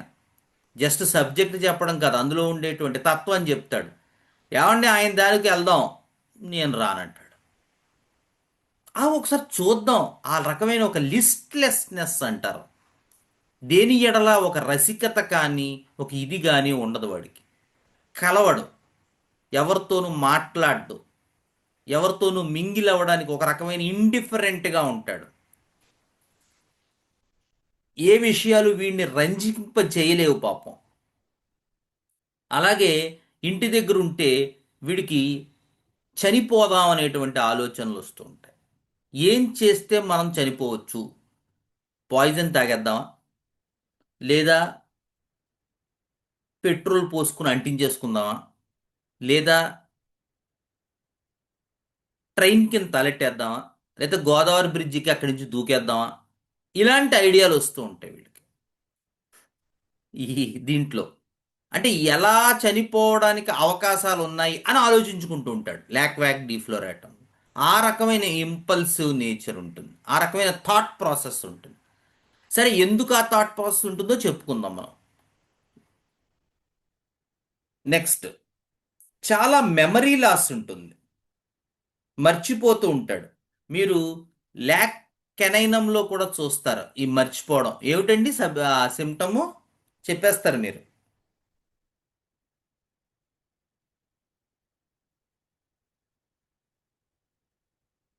ఎవరు చెప్పరు ఏమిటండి? ల్యాక్ క్యానంలో ఏముంటుంది సిమ్టము? హోమియోపతి వాళ్ళు మెమరీకి సంబంధించిన సిమ్టమ్ ఏముంటుంది? buys things and forgets them. Makes purchases and forgets them. అంటే అన్ని కొనుక్కున్న వస్తువులు అక్కడే వదిలేసి వచ్చేస్తూ ఉంటాడు. మాల్కి వెళ్తాడు, ఓ రకరకాల వస్తువులు చూస్తారు. ముఖ్యంగా ల్యాక్ కెనైనం ఉమెన్ అయితే మీరు ఆశ్చర్యపోతారు. 5 వస్తువులు కొంటే అందులో 3 ఎన్నో అక్కడే వదిలేస్తుంది, మళ్ళీ వెళ్ళి తెచ్చుకుంటుంది పాపం. Makes purchases and forgets them. So ఎందుకంటే ఇది గుర్తుపెట్టుకోండి, మళ్ళీ చెప్పుకుందాం లాస్ట్లో మనం. ఎందుకు ఆ రకమైనటువంటి మెమరీ ఎఫెక్ట్ అవుతుంది అనేది. నెక్స్ట్, లాక్ వ్యాక్ డిఫ్లోరేటమ్ కి ఉన్న ఇంకొక ముఖ్యమైనటువంటి లక్షణం వర్టిగో. ముఖ్యంగా సెర్వైకల్ స్పాండిలోసిస్, ఇందాక చెప్పుకున్నాం మైగ్రేన్ హెడేక్స్, ట్రైజెమినల్ న్యూరాలజియాస్ అని. అట్లా సెర్వైకల్ స్పాండిలోసిస్లో కూడా ఈ లాక్ వ్యాక్ డిఫ్లోరేటమ్ అద్భుతంగా పనిచేస్తుంది. ఇండికేట్ అయితే చాలా వర్స్ట్ ఫార్మ్స్ ఆఫ్ స్పాండిలోసిస్ ఉంటాయి. వర్టిగో విపరీతంగా ఉంటుంది, అస్తమాను డిజ్జీగా ఉంటుంది, కళ్ళు తిరుగుతున్నట్టు ఉంటాయి. నేను చేసిన లాక్ వ్యాక్ డిఫ్లోరేటమ్ కేసు మీకు గుర్తుండే ఉంటుంది. పాత వాళ్ళు ఎవరైనా ఫస్ట్ నుంచి మనకి సంకల్ప హోమియోపతికి వెన్ను దన్నుగా ఉన్న మన గౌతము, శ్రీకర్, మన జ్ఞానశేఖర్ లాంటి, మహేశ్వరి, అలాంటి వాళ్ళు వీళ్ళు గుర్తుపెట్టుకుంటుంటే ఫస్ట్లో మనం ఈ కేసు చెప్పుకున్నాం. ఈ కేసు మన దగ్గర, ఆ కేసులో కూడా ఆవిడకి ఫిజికల్ కంప్లైంట్ ఈ cervical spondylosis. Vertigo, most worst forms of vertigo ఉంటుంది. పెయిన్ ఇన్ ది నెక్, ఇవన్నీ పర్టిక్యులర్ సిమ్టమ్సే కదండి అని ఉంటుంది. కానీ ఇందాక చెప్పుకున్నట్టు వీడికి ఖచ్చితంగా మిల్క్ వల్ల అగ్రవేషన్ ఉంటుంది, లేదా వాడి మెంటల్ సిమ్టమ్స్లో ఏవైతే మనం చెప్పుకుంటామో తనకన్నా తన కుటుంబానికే ఎక్కువ ప్రాధాన్యత ఇవ్వవలసినటువంటి ఒక రకమైన సందిగ్ధావస్థలో ఉంటాడు పాపం ఈ లాక్ వ్యాక్ డిఫ్లోరేటమ్ పేషెంట్. నా జీవితం మ్యామల్లో ఉండేటువంటి గ్రేటెస్ట్ థీము అదే. వాడు లైఫ్ లాంగ్ ఈ యాంటాగనిజంని ఫేస్ చేస్తూ ఉంటాడు. మ్యామల్ రెమెడీ వాడు ఏమిటి అంటే, నేనా, నా కుటుంబమా? ఆ రకమైనటువంటి ఐడియాలజీలోంచి వచ్చినటువంటి స్పాండిలోసిస్ కేసుల్లోనూ, కాన్స్టిపేషన్ కేసుల్లోనూ, సయాటికా కేసుల్లోనూ మీకు లాక్ వ్యాక్ డిఫ్లోరేటమ్ ఇండికేట్ అవుతుంది. ప్రధానమైన మెంటల్ సిమ్టమ్ ఏంటి? ఎంత సాక్రిఫైస్ చేయాలి నేను ఈ కుటుంబానికి? ప్రతి మ్యామల్లోనూ ఉంటుంది, లాక్ వ్యాక్ డిఫ్లోరేటంలో ఇంకా ఎక్కువ ఉంటుంది. ఎందుకు? ఏం చేస్తుందంటే ఆవు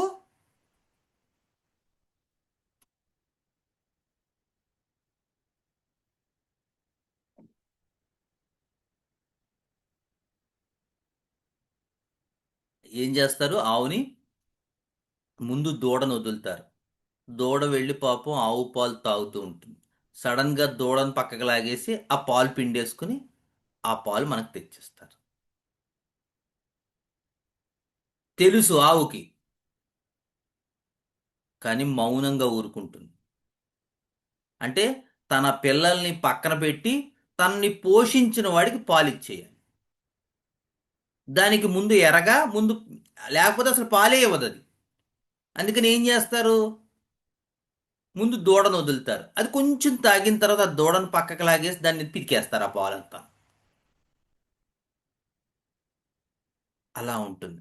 ఆ టైంలో ఆవు తాలూకు మానసిక స్థితి ఏదైతే ఉంటుందో ఆ అనుభూతి లాక్ వ్యాక్ డిఫ్లోరేటంలోకి ప్రవహిస్తుంది, ఆ వైటల్ ఫోర్స్. అది గుర్తుపెట్టుకోవాల్సింది. అందుకని లాక్ వ్యాక్ డిఫ్లోరేటమ్ సబ్జెక్ట్స్ని పట్టుకోవాలంటే మనం ఆ రకంగా స్టడీ చేయాలి. అంటే నా వ్యక్తిగత జీవితం కన్నా కూడా నాకు ఐస్ క్రీమ్ ఇష్టం, నాకు స్ట్రాబెర్రీ ఇష్టం, కానీ భర్త, పిల్లలు అందరూ వెనీలా తిందాం అనుకుంటున్నారు. పర్వాలేదు, నాకు వెనీలా చెప్పాడు అంటారు అనమాట. లోపల ఉన్నది అది ఎప్పటికీ రాదు బయటికి. వాళ్ళు అడగరు. పోనీ అమ్మ నీకేమైనా ఇష్టం అని పిల్లలు అడగరు. అమ్మ నీకేమైనా, ఒరే నాన్న నీకేమైనా కావాలా అని భర్త అడగడం. నా ఇంట్రెస్ట్ని మీరు ఏనాడైనా ప్రశ్నించారా అనేటువంటి విషయం ఈవిడెప్పుడు చెప్పదు. అలాంటి సబ్జెక్ట్స్లో వచ్చే spondylosis, neurologic pains, rheumatic pains, sciatic pains, migraine headaches అన్నిటికీ కూడా ఒక కామన్ పరిష్కారం ఈ లాక్ వ్యాక్ డిఫ్లోరేటమ్. అలా పట్టుకోవాలి లాక్ వ్యాక్. ఈ కేసెస్ ఎంత టఫ్గా ఉంటాయంటే ఈ విషయం చెప్పడం కూడా 90% లాక్వాక్ డిఫ్లోరేటమ్ సబ్జెక్ట్స్ చెప్పరు. అన్లెస్ ఒక ఎక్స్పీరియన్స్డ్ ఫిజిషియన్ అయితే మాత్రమే ఇది పట్టుకోగలడు ఈ ప్యాటర్న్. ఎందుకంటే ఆ చెప్పడం అనేటువంటిది తన కుటుంబానికి ఎగ్నెస్ట్ అనుకుంటారు, అందుకని చెప్పరు వాళ్ళు.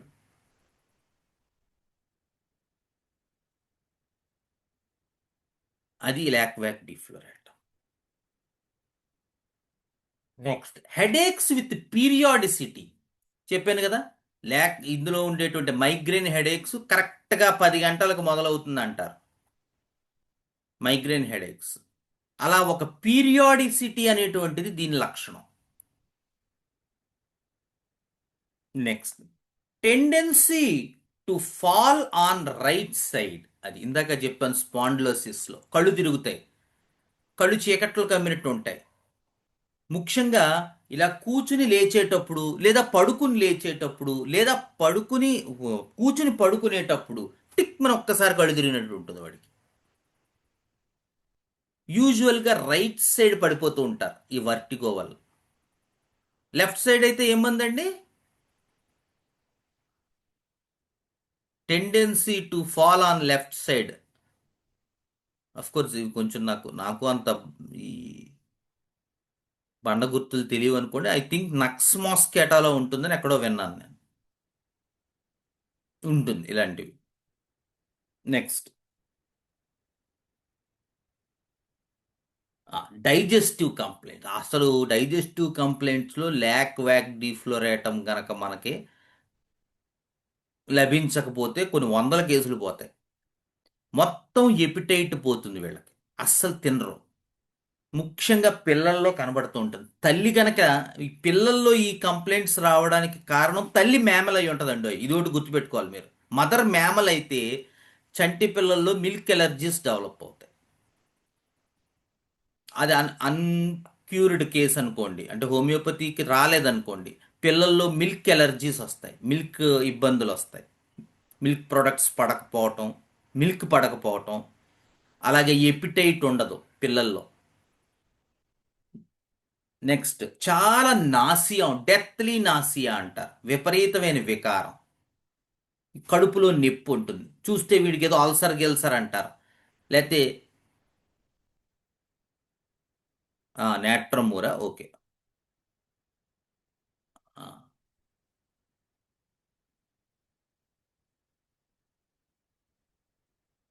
ఉమ్. ఆ.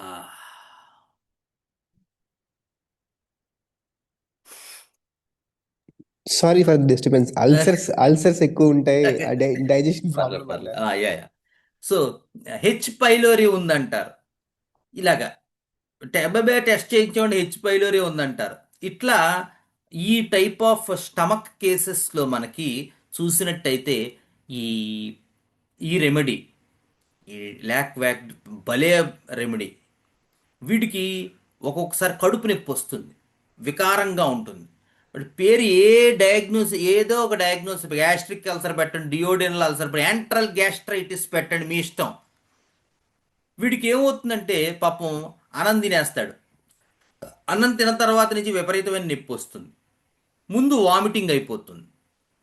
వామిటింగ్ అయిపోయిన తర్వాత మొత్తం తిన్న ఆహార పదార్థం అంతా బయటకు వచ్చేస్తుంది. తర్వాత ఒక 10 సెకండ్లకో 20 సెకండ్లకో మళ్ళీ కడుపులో తిప్పినట్టయి కాస్త చేదు నీళ్ళల్లా వామిటింగ్ అవుతుంది. తర్వాత మళ్ళీ ఒక మినిట్కో, ఒక అర సెకండ్కో, మినిట్కో మళ్ళీ వామిటింగ్. అంటే ఒకే వామిటింగ్ 3 సార్లు, 3 వాంతులు అంటారు వీళ్ళు. మనం జాగ్రత్తగా అడగాలి అసలు ఏమిటయిందంటే. ఫస్ట్ ఏమో పచనం కాని ఆహారం వాంతి అవుతుంది, తర్వాత చేదు నీళ్లల్లా వామిటింగ్ అవుతుంది, తర్వాత కొంచెం కాఫీ గ్రౌండ్ కలర్లో ఉన్నటువంటిది వామిటింగ్ అవుతుంది. అలా ఉంటుంది ఈ లాక్వాక్ డిఫ్లోరేటమ్ డైజెస్టివ్ కంప్లైంట్స్. ముఖ్యంగా మైగ్రేన్ కూడా వీళ్ళకి ఈ డైజెస్టివ్ సిమ్టమ్స్తో అసోసియేట్. ఎప్పుడైతే అరుగుదల పోతుందో అప్పుడు వాడికి మైగ్రేన్ వస్తూ ఉంటుంది. ఈ గ్యాస్ట్రిక్ జిఐటి డిస్టర్బెన్సెస్కి వాడి హెడేక్స్కి సంబంధం ఉంటుంది. అలాగే కాన్స్టిపేషన్ కూడా, వైలెంట్ ఫార్మ్స్ ఆఫ్ కాన్స్టిపేషన్ ఉంటాయి. చాలా హార్డ్ స్టూల్స్, లార్జ్ స్టూల్స్, అవి ఇవాక్యుయేట్ అవ్వవు, చివర ఆ రెక్టమ్ యానస్ దాకా వచ్చి మళ్ళీ వెనక్కి వెళ్ళిపోతున్నట్టు ఉంటుంది వీడి కాన్స్టిపేషన్. మనకి నక్స్వామికాలో ఉంటుంది, ఎనాకార్డియంలో కూడా ఉంటుంది, వీళ్ళలో కూడా ఉంటుంది. చాలా వర్స్ట్ అలాంటి కాన్స్టిపేషన్ వచ్చినప్పుడు ఇలాగ డైజెస్టివ్ డిస్టర్బెన్స్ అయ్యి, ఆకలి అయ్యి, కాచి వామిటింగ్ అయ్యి, వికారంగా ఉండడం, ఇబ్బంది వచ్చినప్పుడు నెక్స్ట్ రోజు వీడికి ఖచ్చితంగా మైగ్రేన్ అటాక్ వచ్చేస్తుంది. ఇది మనం ఎల్విడిలో గుర్తుపెట్టుకోవాల్సిన పాయింట్. వీడికి ట్రిగ్గరింగ్ పాయింట్ మాత్రం ఖచ్చితంగా ఇవే ఉంటాయి. లేదు ఏదైనా మిల్క్ ప్రోడక్ట్ తాగుండాలి, రోజ్ మిల్క్ తాగాడు, ఆ నెక్స్ట్ రోజు నాకు మైగ్రేన్ వచ్చింది అంటాడు.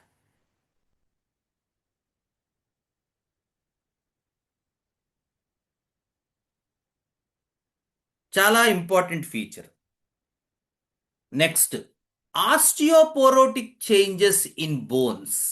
వీడికి ఆస్టియోపోరోటిక్ చేంజెస్ వచ్చేస్తుంటాయి బోన్స్లో. నెక్స్ట్, ఇందాక చెప్పుకున్నాం spondylosis, lumbar spondylosis, cervical spondylosis, vertigos, అలాగే ఆ back pain, violent form of back pain extending into both legs with swelling of heels అని చెప్పుకున్నాం మనం. Sciatica cases, lumbar spondylosis cases, cervical spondylosis cases, వీటిల్లో కూడా ఒక ఇంపార్టెంట్ మొడాలిటీ ఏంటంటే వాళ్ళకి ఈ టిప్స్ ఆఫ్ ది ఫింగర్స్ ఇవి చల్లగా అయిపోతూ ఉంటాయి ఈ చివరన. మిగతా హ్యాండ్ వామ్గానే ఉంటుంది, బాడీ కూడా వామ్గా ఉంటుంది, కానీ ఈ చివర్లో, ఫింగర్ చివర్లు కానీ కాలి వేళ్ల చివర్లు కానీ చల్లగా అయిపోతూ ఉంటాయి. చాలా ఇంపార్టెంట్ మొడాలిటీ ఇది. చాలా ప్రామినెంట్గా వచ్చింది ఈ సిమ్టమ్ ప్రూవింగ్స్లో. అందుకని స్పాండ్లోసిస్లో ఎలెన్ చెప్పారు, నాష్ కూడా చెప్పారు. ఈ పర్టిక్యులర్ సిమ్టమ్ని జాగ్రత్తగా పట్టుకోగలిగితే స్పాండ్లోసిస్ కేసెస్ బాగా క్యూర్ అవుతాయని. నెక్స్ట్, అసలు ఏ పర్టిక్యులర్ సబ్జెక్ట్స్లో మీకు ఈ రకమైనటువంటి ఇది కనబడుతుంది అంటే, ఇందాక చెప్పుకున్నట్టు ఎవరైతే తమ సుఖాని కన్నా కుటుంబ సుఖమే ప్రామాణికంగా బతకవలసి వస్తుందో అటువంటి సబ్జెక్ట్స్ జనరల్గా మెమేలియన్ రెమెడీస్ అవ్వడానికి ఎక్కువ ఉంటుంది. ఎందుకంటే మ్యామల్లో ఉండే theme always that antagonism, whether I should pursue my own interest or the interest of the family. ఆ సందిగ్ధావస్థ మ్యామల్లో ఉంటుంది. అందుకని జీవితం అంతా కుటుంబానికి చాకిరీ చేయడమే. సో ల్యాక్ డీఫ్లోరేటము, ల్యాక్ వ్యాక్ డీఫ్లోరేటము మీకు తేడా ఇప్పుడు చెప్తానన్నాను, ఇది గుర్తుపెట్టుకోండి, మళ్ళీ చెప్తాను అన్నట్టు. ఏమిటంటే ల్యాక్ డీఫ్లోరేటంలో ఇలా నేను కుటుంబానికి చేస్తూనే ఉన్నాను, నేను యూజ్డ్ కాబడుతున్నాను, ఇట్లా ఈ ఐడియా మీకు వస్తూ ఉంటుంది. ల్యాక్ వ్యాక్ డీఫ్లోరేటంలో ఒక అడుగు ముందుకేసి ఇంకా ఏం చేస్తే వీళ్ళు తృప్తి చెందుతారు, ఆ స్కిమ్మీ నేచర్ అంటే ఆ ఫ్యాట్ని తొలగించేస్తాం కదా, ఆ స్కిమ్మింగ్ చేస్తారు. అందుకని నన్ను వాడుకుంటున్నారు, నన్ను ఉపయోగించుకుంటున్నారు, ఇంకా ఏం చేస్తే, ఇంకా ఎంత సాక్రిఫైస్ చేస్తే వీళ్ళని నేను సుఖంగా ఉంచగలను, వీళ్ళ మైండ్లో నాకు వాల్యూ ఇస్తారు, వీళ్ళ మైండ్లో నాకు ఒక ఐడెంటిటీని ఇస్తారు. ఇంత చేస్తున్నానే, పొద్దున్నుంచి రాత్రి దాకా ఇన్ని పనులు చేస్తున్నాను నా కుటుంబానికి, అయినా కూడా నాకు ఏ రకమైన వాల్యూ దక్కటం లేదు, కనీసం నా ఇంట్రెస్ట్లు కూడా ఎవరు అడగరు. ఇంకా ఏం చేస్తే, ఇంకా నా నుంచి ఏం ఎక్స్ట్రాక్ట్ చేస్తున్నారు, ఇంకా నా నుంచి అది చేసి వీళ్ళని సంతృప్తి పరుస్తాను అని ఉంటుంది ల్యాక్ వ్యాక్ డీఫ్లోరేటం. ఆ సిమ్టమే సార్ చెప్పారు, శేఖర్ సార్, ఆ ఒక్క లక్షణం ల్యాక్ వ్యాక్ డీఫ్లోరేటంకి డిమార్కేట్ చేస్తుంది అని. ఎందుకంటే ల్యాక్ వ్యాక్సినం అనేటువంటి రెమెడీ ఏదైతే మనకి బుక్స్లో ఇచ్చి కౌ మిల్క్ అని ఇవ్వబడిందో, దాన్ని చాలామంది ఆథర్స్ మరి అంటే నేను కూడా ఇప్పుడు అదే చేస్తున్నాను. ల్యాక్ డీఫ్లోరేటం తెప్పిస్తున్నాను, ల్యాక్ వ్యాక్ డీఫ్లోరేటం తెప్పిస్తున్నాను. సో ఇంకా నా నుంచి ఎంత ఎక్స్ట్రాక్ట్ చేస్తారు అనే ఐడియా ఉంటే ల్యాక్ వ్యాక్ డీఫ్లోరేటం. ఇంకా నన్ను ఇంత ఎక్స్ట్రాక్ట్ చేసుకున్నారు, ఇందాక చెప్పుకున్నట్టు యూజ్డ్ చేసుకుంటున్నారు, వాల్యూ లేదు, నా ఇదే పరిగణన తీసుకోవట్లేదని మిగతా సిమ్టమ్స్ ఉంటే ల్యాక్ డీఫ్లోరేటం. సో దీంట్లో మీకు need to belong to the community అనేటువంటి ఐడియా ఉంటుంది. అంటే ఏ గ్రూప్ అయితే ఉందో ఆ గ్రూప్కి నేను చెందపడాలి అని ఏదో కొంత, అది గ్రూప్ ఫ్యామిలీ అవ్వచ్చు, లేదా విలేజ్లో ఉండేటువంటి వాళ్ళు అవ్వచ్చు, లేదా అన్నదమ్ములు కజిన్స్ అవ్వచ్చు. ఇట్లా మీరు ఏదైనా చెప్పండి, వాళ్ళకి నేను చెందబడాలి, వాళ్ళ కోసం నేను ఏదైనా చెయ్యాలి, నేను వాళ్ళతో కలిసి ఉండాలని వీళ్ళకి అనిపిస్తుంది lac vac defloratum. Next, fear of being rejected by the community. ఎప్పుడైతే అది అనిపిస్తుందో, ఏమో వీళ్ళు నన్ను కలుపుకోరేమో నా కమ్యూనిటీలో అనేటువంటి భయం వీళ్ళని ఎప్పుడూ వెన్నాడుతూ ఉంటుంది. చెప్పాను కదా, అదే ఫ్యామిలీయే కమ్యూనిటీ అనుకుందాం. భర్త పిల్లలు ఉన్నారనుకోండి, ఏమో వీళ్ళు అన్ని విషయాలను నన్ను కలుపుకోరు, వాళ్ళ ముగ్గురు ఒకటైపోతూ ఉంటారు అంటూ ఉంటారు. వీళ్ళు ఏ విషయంలోనూ నన్ను కలుపుకోరు అంటూ ఉంటారు. లేదా పెద్ద జాయింట్ ఫ్యామిలీ అనుకోండి, ఎప్పుడు కూడా జాయింట్ ఫ్యామిలీతో నన్ను అసోసియేట్ చేయరేమో, నలుగురు అక్క చెల్లెళ్ళు ఉన్నారనుకోండి, ఆ ముగ్గురు ఒకటైపోయి నన్ను వేరు చేసేస్తారేమో. ఇటువంటి భయాలు మీకు ల్యాక్ వ్యాక్ డీఫ్లోరేటంలో కనపడతాయి. ఎందుకంటే వీళ్ళకి కంపల్సరీగా ఒక మ్యామల్ గ్రూప్ అయితే కనుక, ఈవెన్ మీరు ల్యాక్ లియోనినం చూసినా కూడా, మీరు చూస్తే మీకు ఈ ఐడియా క్లియర్గా కనబడుతూ ఉంటుంది, that they need to belong to the community.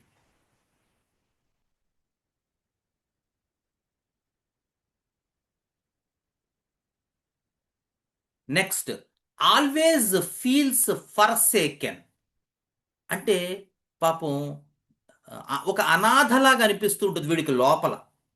అందుకనే మీకు పాల నుంచి ఎక్కువ కన్జ్యూమ్ చేయటం కానీ, అంటే మరీ 4-5 ఏళ్ళు తాగేస్తారు కొంతమంది పసిపిల్లలు, వాళ్ళల్లో కానీ ఓవర్ డిపెండెన్స్ వచ్చేస్తుంది. మీరు చూస్తే సార్ కూడా చెప్పారు నాకు ఈ కేసు.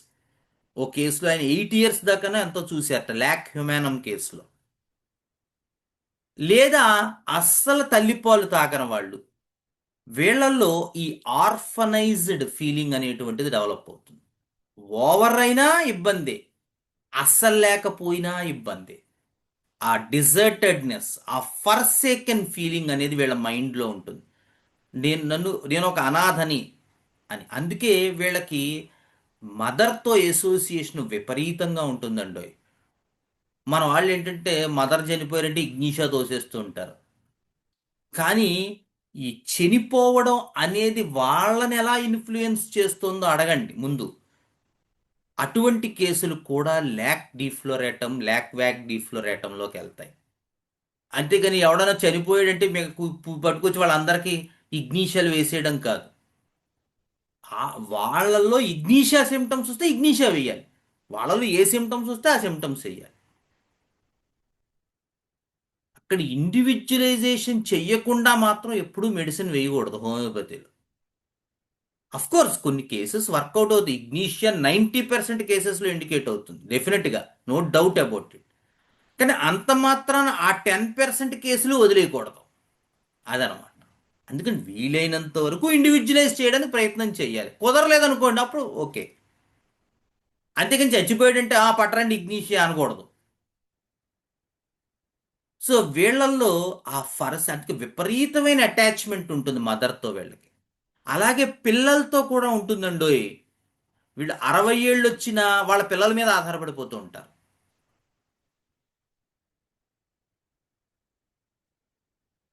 అలాగే 50 ఏళ్ళు వచ్చినా తల్లి మీద ఆధారపడిపోతూ ఉంటారు. అంటే ఏదైనా డెసిషన్ కావాలంటే తల్లికి ఫోన్ చేస్తూ ఉంటారు. ఈవిడికి ఇంజనీరింగ్ చదివే పిల్లలు ఉంటారు, కానీ అమ్మ చెప్తే చేస్తానంటారు. గంటల ఫోన్లు మాట్లాడుతూ ఉంటారు మదర్తో. పాపం హస్బెండ్కి విసుగొచ్చేస్తూ ఉంటుంది, ఏమిట్రా నాయన ఈవిడ పొద్దున్నుంచి మాట్లాడుతున్నది, ఇంత అటాచ్మెంట్ ఏమిటి అనుకుంటూ ఉంటాడు. మనసు చెప్పలేడు, కక్కలేడు, మింగలేడు. అందులో ఈ మధ్య ట్రెండ్ కూడా బాగోలేదు. ఆ? కొంచెం అదో ఇబ్బంది. ఏదైనా గట్టిగా భార్య దగ్గర కొంచెం గట్టిగా మాట్లాడుతుంటే ఏమైపోతానో అని భయం వేస్తోంది పాపం జనాలకి. సో కక్కలేడు మింగలేడు. ఆవిడ ల్యాక్ పేషెంట్. వాడి మదర్తో వీడితో మాట్లాడడం మానేసి పెళ్ళైన కొత్తలో కూడా మదర్తో మాట్లాడుతుంటుంది. బహుశా మదర్ కూడా ల్యాక్ పేషెంట్ అయి ఉంటుంది. ఆవిడ కూడా ఏం చేస్తుంది, ఆవిడ భర్తతో మాట్లాడడం మానేసి కూతురుతో మాట్లాడుతూ ఉంటుంది. ఎంత ఇబ్బందో చూడండి ల్యాక్ కనుక తగిలితే. సో చాలా ఇబ్బందికరంగా ఉంటుంది ఈ పరిణామాలు. అందుకని అంటే ఇదేమిటండి బాబు మీరు ఇలా మాట్లాడతారు, తల్లితో మాట్లాడకూడదా అనుకోవచ్చు. నేను మాట్లాడొద్దని చెప్పట్లేదు. ఏదైనా అతి సర్వత్ర వర్జయేది. అతి ఉండకూడదు, మాట్లాడాలి. మనకి తల్లిదండ్రులు చిన్నతనం నుంచి మనల్ని పెంచి పెద్ద చేసి మనకి అనురాగాన్ని నేర్పించిన వాళ్ళు వారే కదా. డెఫినెట్గా ఉండాలి. కానీ మన స్థితి ఏమిటి? మనం పిల్లల్ని పంపించాలి, స్కూల్కి తయారు చేయాలి, హస్బెండ్కి వంట పెట్టాలి, కొత్త ఉద్యోగం వచ్చింది మనకి. సో ఇవన్నీ మానేసి ఆవిడతో మాట్లాడుతూ కూర్చుంటే వీడికి వెగటరాదా? సో ఆ డిమార్కేషన్ చూసుకుంటుండ లైఫ్లో చాలా ఇంపార్టెంట్ అదే. అందుకని మా గురువుగారు ఎప్పుడూ చెప్పేవారు, గ్రాటిట్యూడ్ అనేటువంటిది నిన్ను ముందుకు తీసుకెళ్లాలా వెనక్కి తీసుకెళ్లాలా అనేదాన్ని నిర్ణయిస్తుంది నీ ఆధ్యాత్మిక జీవితంలో అని చెప్పేవారు మా గురువుగారు. చిన్న హెల్ప్ ఎవరి నుంచైనా పొందితే ఆయన, వాడు ఏమి ఇంకా ఎందుకండి బాబు మనం ఇంత దూరం రాజోలు వచ్చేసాం, వాళ్ళు ఏదో లేదురా పలానా టైంలో వాడు మనకి చాలా హెల్ప్ చేశాడు, వాడికి ఏదో బావులెట్టు పదవసారి చూసి వచ్చేద్దాం అనేవారు. అది ఎక్కడో రాజోలు అవతల ఏదో మారుమూల పల్లెటూరు, మనకేం తెలీదు. ఏడిపోయేవాళ్ళం ఇద్దరం. ఇంకా అప్పటికి గూగుల్ అవి ఏం లేవు. సరే వాళ్ళని వీళ్ళని అడుగుతూ వెళ్ళిపోయేవాళ్ళం. అలా ఒకటి కాదు రెండు కాదు. ఎంత అంటే మన తాలూకు ఇది ఎలా ఉండాలనేది ఆయన నుంచే నేర్చుకో. కానీ ఈవేళ ఉన్న జమానాలో మన అవతల వాళ్ళని ఎంతైనా ఉపయోగించేసుకోవచ్చు. కానీ మనం ఉపయోగపడదాం అనుకునేసరికి మనం ఆ గ్రాటిట్యూడ్ చూపించలేక పరిస్థితులు మారిపోయాయి, ప్రయారిటీస్ మారిపోతాయి, చాయిసెస్ మారిపోతాయి. కాబట్టి గుర్తు పెట్టుకోవాల్సి అదే ల్యాక్లో అయితే వాడు అందరితో చేయడం ఇది మళ్ళీ ఓన్లీ వాళ్ళ మదరు లేదా వాళ్ళకు పుట్టిన సంతానం. ముఖ్యంగా ఈ కేసెస్ ఎక్కువ ఉమెన్లోనే తగులుతాయి, మీకు మెన్లో అంత ఎక్కువ తగలవు. Next, feeling of being separated by mother. అదే ఇప్పుడు చెప్పాం. ఎప్పుడు కూడా అయ్యబాబోయ్ మదర్తో సపరేట్ చేసేస్తున్నారు అనిపిస్తూ ఉంటుంది వీడికి. Next, need to be attractive. అదే చెప్పాను కదా, ఇది కొంచెం అన్ని కేసెస్లో తగలకపోవచ్చు, బట్ సార్ దాన్ని ప్రామాణికంగానే ఇచ్చారు. Tremendous fear of injustice, tremendous sense of injustice. అది ఇందాక చెప్పానుగా, తన దూడని పక్కన పెట్టుకుని పాలంతా తను పోషించి గడ్డి పెట్టినోడు పిండేస్తూ ఉంటాడు. అది ఒక రకమైన తీవ్రమైన అన్యాయం. ఈ ల్యాక్ డిఫ్లోరేటమ్ కేసెస్లో మీకు ఇది క్లియర్గా కనబడుతుంది. నేను అన్యాయం గావింపబడుతున్నాను, నేను యూజ్ కావింపబడుతున్నాను, నన్ను బాగా ఈ మెంటల్ స్టేట్ని బట్టే ఇందాక చెప్పిన ఆ ఫిజికల్ స్టేట్స్ అన్నీ వస్తాయండి. వాటికి మీరు గనక మందులు వేస్తే ఏమీ ఒక్క పిసర కూడా తగ్గదు. ఈ వెనకాల మెంటల్ స్టేట్ మాత్రం మీరు పట్టుకోవాలి. అలాగే మిల్క్ ఎలర్జీ, అది మీకు ఒక గైడ్ లైన్స్గా ఉపయోగపడుతుంది. వాడు పాలు తాగాడా వాడికి తేడా వచ్చేస్తుంది. కానీ సర్వైకల్ స్పాండ్లోసిస్ కానీ, మైగ్రేన్ కానీ, లంబార్ స్పాండ్లోసిస్ కానీ, గ్యాస్ట్రిక్ డిజార్డర్స్ కానీ, కాన్స్టిపేషన్ కానీ, ట్రైజెమినల్ న్యూరాలజియాస్ కానీ, ఆర్థరైటిస్ కేసెస్ కానీ, మీరు ఏ రకమైన ప్యాథాలజీ తీసుకున్నా మెంటల్ స్టేట్లో మాత్రం ఇప్పుడు నేను చెప్పిన ఈ కమ్యూనిటీ ఫీలింగు, ఈ ఫ్యామిలీ ఫీలింగు, నన్ను యూజ్ చేసుకుంటున్నారనే ఫీలింగు, నేను అన్యాయం గావింపబడుతున్నాననే ఫీలింగు, నన్ను వాళ్ళు కలుపుకుంటారో లేదో వాళ్ళతోటి అనేటువంటి ఐడియా, కలుపుకోరేమో అనేటువంటి భయం, నేను ఎంత చెయ్యాలి, నేను ఇంత యూజ్ చేసుకుంటున్నారనేటువంటి భావన, ఇంకా ఎంత చెయ్యాలి అనేటువంటి ఐడియా, నా చర్మం ఒలిచి చెప్పులు కుట్టించాను ఈ కుటుంబం గురించి అంది ఒక ఆవిడ. లాక్వాక్ డీఫ్లోరేటం, ద ఐడియా ఆఫ్ ఎక్స్ట్రాక్టింగ్. నా చర్మం ఒలిచి చెప్పులు కుట్టించాను వీళ్ళ గురించి అంది ఒక ఆవిడ. లాక్వాక్ డీఫ్లోరేటం పేషెంట్. ఎక్స్ట్రాక్షన్ అంటే ఐడియా, ఫ్యాట్నంతా తీసేయటం, స్కిమ్డ్ మిల్క్. సో అలాంటి మెంటల్ స్టేట్ ఉంటే ఇందాక చెప్పినటువంటి ఫిజికల్ కంప్లైంట్స్ అన్నీ కూడా అద్భుతంగా ఈ లాక్వాక్ డీఫ్లోరేటంతో తగ్గుతాయి. అంతే తప్ప స్పాండ్లోసిస్కును కాన్స్టిపేషన్కి ఏమని మీరు చెప్పారు లాక్వాక్ డీఫ్లోరేట్ ఏమీ పనిచేయదంటే నేను కూడా ఏం చేయలేను, ఎవరో ఏం చేయలేరు. ఎందుకంటే ఎటువంటి సబ్జెక్ట్స్లో ఇది డెవలప్ అవుతుంది అనేది మీకు తెలియాలి.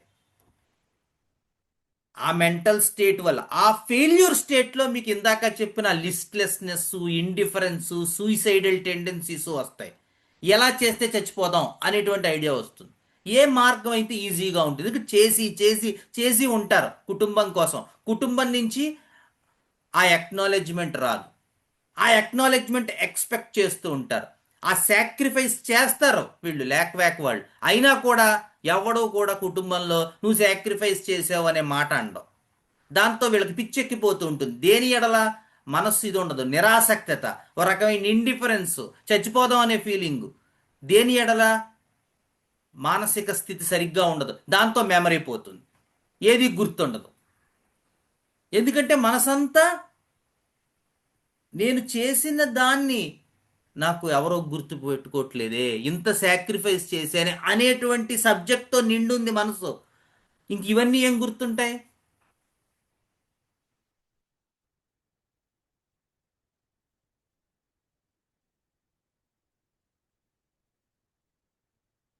సో అటువంటి ఐడియా ఇది మనకి ఈ లాక్వాక్ డీఫ్లోరేటంలో మీరు బాగా గుర్తుపెట్టుకోవాల్సింది. ఇంకొకటి ఏంటంటే ఇందులో ఒక సిమ్టమ్ ఒకటి చాలా ప్రామినెంట్గా కనపడుతుంది. ఎలా అయితే ఆర్జెంటన్ నైట్రికము, నైట్రిక్ యాసిడ్, నైట్రోజను ఇటువంటి రెమెడీస్లో కనబడుతుందో, వీళ్ళకి పాపం ఆ లిఫ్ట్ డోర్లు వేయడం, లేదా టాయిలెట్కి వెళ్ళినప్పుడు డోర్ వేసుకుని లోపల ఉంటే ఆ డోర్ ఇంకా రాదేమో అనిపిస్తుంటుంది.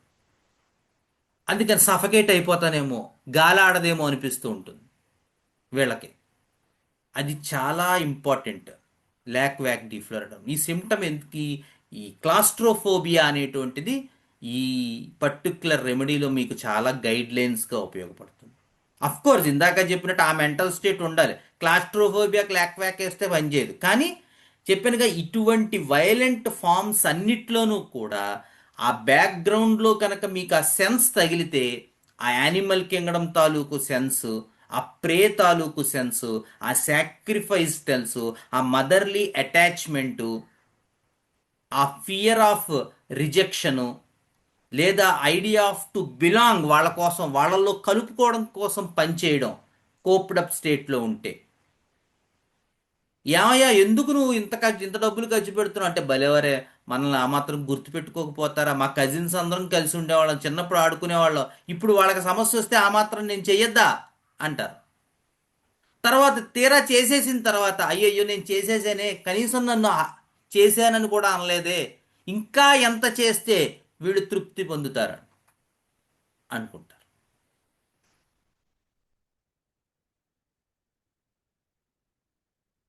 అది మన డ్యూటీ కోసం చేసాం అనుకుంటాడు హెల్త్ ఉన్నవాడు. మాస్టర్ గారు చెప్తారు, మయాజం లేనివాడు వాడు ఎక్స్పెక్టేషన్ ఉండదు, వాడు పని చేసుకుంటూ పోతాడు. అదే మయాజం అంటే. మయాజం ఉన్న నాబోటి వాళ్ళు ఏంటంటే పాపం క్లాస్కి వస్తారో లేదో, ఈవేళ వాళ్ళు నేర్చుకోరేమో, వాళ్ళు ఇబ్బంది పడతారేమో తర్వాత ప్రాక్టీస్లో అనేటువంటిది, దాంతో కొట్టుమిట్టాడుతూ ఉంటాం. అందుకని ఎవరు క్లాస్కి వచ్చారు పాపం వాళ్ళు రాలేకపోతే ఈ సబ్జెక్ట్ వాళ్ళకి తెలుస్తుందో లేదో, వాళ్ళ కేసెస్ మళ్ళీ ఇబ్బంది పడతారేమో, వాళ్ళు సరిగ్గా చదువుకోలేరేమో అని అనిపిస్తుంటుంది నాబోటి మయాజం ఉన్న నాబోటి ఫెలోకి. మాస్టర్ గారు లాంటి వాళ్ళకి వాళ్ళ అనంతమైనటువంటి సబ్జెక్ట్ అలాగా శుభ్రంగా పరిచిపెట్టేసి వెళ్ళిపోయారు. వాళ్ళు చక్కగా నేర్చుకునేవాడు నేర్చుకుంటాడు.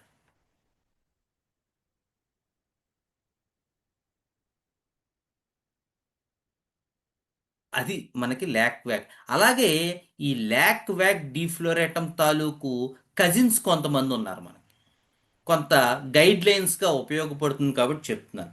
నేను వేశాను కాబట్టి మీకు కూడా ఏమైనా ఉపయోగపడవచ్చు. Lac butyricum, lac vac butyricum buttermilk ఇది. సో ఈ బటర్ మిల్క్ రెమెడీ కూడా మనకి ఉంది మెటీరియా మెడికాలో. సో మీరు మిగతా సిమ్టమ్స్ అన్నీ కొంచెం ల్యాక్ వ్యాక్ డీఫ్లోరేటంలో ఉండి కొంచెం డయేరియా డీసెంట్రీ ఎక్కువగా కనపడుతున్నాయి అనుకోండి, ఈ ల్యాక్ వ్యాక్ బ్యూట్రికమ్ ట్రై చేయొచ్చు. అలాగే ల్యాక్ వ్యాక్సినమ్ కోయాగ్యులేటమ్, ఇది మనకి ప్రెగ్నెన్సీలో ఇండికేట్ అవుతుంది. మార్నింగ్ సిక్నెస్లో, ప్రెగ్నెన్సీ వామిటింగ్స్లో వాటిల్లోనూ ఇది ఇండికేట్ అవుతుంది. మిల్క్ కర్డ్, పెరుగు నుంచి తయారు చేసింది అనమాట ల్యాక్ వ్యాక్సినమ్ కోయాగ్యులేటమ్. ఈ పెరుగు నుంచి తయారు చేసిన రెమెడీ. అంటే ఈ సిమ్టమ్స్ మిగతావన్నీ ఉంటాయి, జస్ట్ ఆ పర్టిక్యులర్ ఎఫినిటీ అనమాట. దానికి మార్నింగ్ సిక్నెస్, ప్రెగ్నెన్సీలో వామిటింగ్స్ ఈ ల్యాక్ వ్యాక్స్ కోయాగ్యులేటమ్కి ఉంటాయి. ఇందాక చెప్పిన డయేరియా డీసెంట్రీ అటువంటివి ఎక్కువగా మనకి ఆ ల్యాక్ వ్యాక్సినమ్ బ్యూట్రికంలో ఉంటాయి.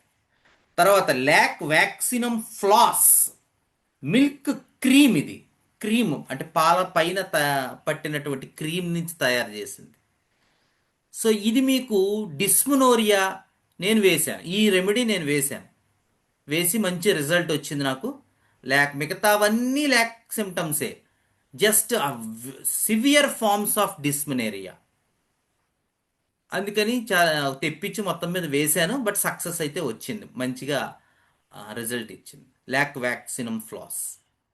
సో డిస్మనోరియాస్లోను, మెన్స్ట్రల్ డిజార్డర్స్లోను మీకు ఎక్కువగా ఇండికేట్ అవుతుంది. అలాగే వీళ్ళకి ఈ ల్యాక్ వ్యాక్ డీఫ్లోరేటంలో ఎక్కువగా ఈ డ్రీమ్స్ ఆఫ్ బీయింగ్ పర్స్యూడ్ ఒకటి కనపడుతుంది, ఎవరో తరుముతున్నట్టు వీళ్ళకి. అందుకని దీన్ని రాజన్ శంకరన్ గారు మలేరియల్ మయాజంలో పట్టుకెళ్ళి పెట్టారు. వీళ్ళకి ఎక్కువ ఆ డ్రీమ్స్లో అదే ఎక్స్పీరియన్స్, ఎవరో తరుముతున్నట్టు. అలాగే స్నేక్స్, మ్యామల్స్ అన్నిట్లోనూ డ్రీమ్స్ ఆఫ్ స్నేక్స్ ఉంటాయి, పాములు కనబడుతుంటాయి ఎక్కువగా. అది కూడా మనకి ఈ ల్యాక్ వ్యాక్ డీఫ్లోరేటంలో గుర్తుపెట్టుకోవాల్సి. సరే, ఇవాళ కొంచెం సమయం ఎక్కువైపోయింది, ఏమనుకోకండి. ఏమైనా డౌట్స్ ఉంటే 1-2 నిమిషాల్లో అడిగేస్తే మనం కేసు క్లోజ్, క్లాస్ మాస్టారు, చెప్పండి. ఈ ఫ్యామిలీ విషయంలో మొదట్లో ఫ్యామిలీని బాగా చూసుకోవడం, తర్వాత వాళ్ళని నన్ను గుర్తించలేదనే విషయం ఖాళీ కార్పులో కూడా ఉంది కదా డాక్టర్ గారు, దీనికి ఏంటి డిఫరెన్స్? అదే అండి, క్యాలీకార్బ్ మినరల్ రెమెడీ కదా. క్యాలీకార్బ్లో ఉన్న డిపెండెన్సీ ఐడియాలో మనకి ఎక్కువగా ఏం కనపడుతుందంటే, మనం కొంచెం లోపలికి వెళ్ళిన తర్వాత ఆ మినరల్ డిపెండెన్సీ కనబడుతుంది. అంటే మన తాలూకు ఫుడ్కి, మన తాలూకు జాబ్కి, మన తాలూకు సెక్యూరిటీకి క్యాలీ ఆధారపడుతున్నాను అని క్యాలీలో కనబడుతుంటుంది. క్యాలీలో కనబడే పాయింట్స్ అక్కడ వస్తాయి. అది చెప్పాను కదా, ఒక ఆ క్వశ్చనీర్లో మీరు వెళ్తున్నప్పుడు వాట్ సార్ట్ ఆఫ్ డిపెండెన్సీ అంటే మినరల్ డిపెండెన్సీ వస్తుంది. అదే మీరు మ్యామల్లో అయితే ల్యాక్ వ్యాక్ డీఫ్లోరేటంలో తీసుకుంటే ఇక్కడ మినరల్ డిపెండెన్సీ రాదు, యానిమల్ డిపెండెన్సీ వస్తుంది. అది మనం థియరిటికల్గా చెప్పలేము. అదే కదా చెప్తున్నాను, కొన్ని పాయింట్స్కి వచ్చేసరికి ఏమవుతుందంటే, ఆ కేసులో మీకు ఒక కేసు ఎప్పుడైనా ఇంకా అది నేను ఎవరినైనా మన వాళ్ళు ఎవరైనా ఖాళీ, అందరూ బిజీ తప్ప, నేను తప్ప. సో ఎవరైనా మనకి ఒక కేసు ల్యాక్ వ్యాక్ డీఫ్లోరేటం టైప్ చేస్తే మన గ్రూప్లో షేర్ చేస్తాను, మీరు చదువుకోవచ్చు అప్పుడు. అంటే ఆ ఎగ్జాక్ట్గా ఏ పాయింట్ దగ్గర అది మినరల్ తిరిగింది, ఏ పాయింట్ దగ్గర యానిమల్ తిరిగింది అనేది మీకు ఒక ఐడియా వస్తుంది. అంటే కేసులో చెప్పాలి అది మనం, ఎందుకంటే రెండు పైకి మీరు చెప్పినట్టు ఒకేలా ఉంటాయి, ఒకేలా మాట్లాడచ్చు కూడా. కానీ ఆ డిపెండెన్సీ అనేది మనకి యాంకర్ అంటారు శంకరన్ గారు. ఆ యాంకర్ దగ్గరికి వచ్చాక what sort of dependency will give you the Kingdom. Okay sir. Master, ఇంకోటి చిన్న డౌట్. మీరు చెప్పినప్పుడు మెమరీ గురించి చెప్పినప్పుడు ల్యాక్ కానినేమో కొనేసిన ఆర్టికల్స్ వదిలి ఎక్కడ మా షాప్లో డిస్పెట్టని చెప్పారు. దీని తల మెమరీ ఎలా ఉంటుంది మాస్టర్? ఇది కూడా అదే అంటే మనకి ల్యాక్ కెనైనంలో ఆ సిమ్టమ్ చాలా ఎక్కువ వచ్చింది ప్రూవింగ్లో. ఆహాహా. ప్రతి మెటీరియా మెడికాలోనూ మీకు ఆ సిమ్టమ్స్ ఉంటుంది. Make purchases and leaves them and go అని ఉంటుంది. అది కూడా దీనికి వర్తిస్తుంది అయితే. ఆ అంటే అంత సార్ట్ ఆఫ్ మెమరీ లాస్ వస్తుంది అని ల్యాక్ కెనైనం ప్రూవింగ్స్ లో వచ్చింది. ఇందులో కూడా మెమరీ లాస్ అనేది చాలా ఎక్కువ ఉంటుంది అని వచ్చింది. కానీ ఆ మెమరీ లాస్ రావడానికి సంబంధించిన కారణాలు మైండ్లో ఉంటాయి. ఎందుకంటే వాడి మనస్సు నిండా ల్యాక్ కెనైనంలో కూడా ఇదే కాంపిటేటివ్నెస్ కూడా. ల్యాక్ కెనైనంలో కూడా ఏమనిపింది వాళ్ళు అంటే ఇక్కడైతే కుటుంబం, ల్యాక్ కెనైనంలో యూజువల్గా ఒక పర్సన్కి అలా అవుతుంది. అంటే ఎవరి నుంచి అయితే వాళ్ళ ఫుడ్ బ్రెడ్ బటరు వస్తూ ఉంటుందో, అంటే అన్నం పెడుతున్నది ఎవరైతే హస్బెండ్ అయితే హస్బెండ్, పేరెంట్స్ అయితే పేరెంట్స్, లేదా వైఫ్ అయితే హస్బెండ్, హస్బెండ్ అయితే వైఫ్, వాళ్ళకి వీళ్ళు అంతలా సరెండర్ అయిపోతారు. ఎలాగా ఒక కుక్కలాగా, మాస్టర్ స్లేవ్గా. ఇప్పుడు ఆ సబ్జెక్ట్ దాకా వచ్చిన తర్వాత మరి ఎందుకమ్మా నువ్వు తిరగబడవు అంటే, అమ్మ బాబు తిరగబడితే ఎలాగండి, నాకు నిత్యం అన్నం పెట్టేది వాళ్లే కదా అంటారనమాట. మనం తిరగబడితే అందుకని ఆ యానిమల్ ఎందుకు కుక్క తన తాలూకు యానిమల్ కుక్క కరవదండి. మరి- ఆ, మరి ఎందుకు కుక్క అంత సద్దుమణిగిపోయి వచ్చి మీ పక్కన కూర్చుని పక్కలెక్కేసి మీ పక్కన పడుకుంటుంది?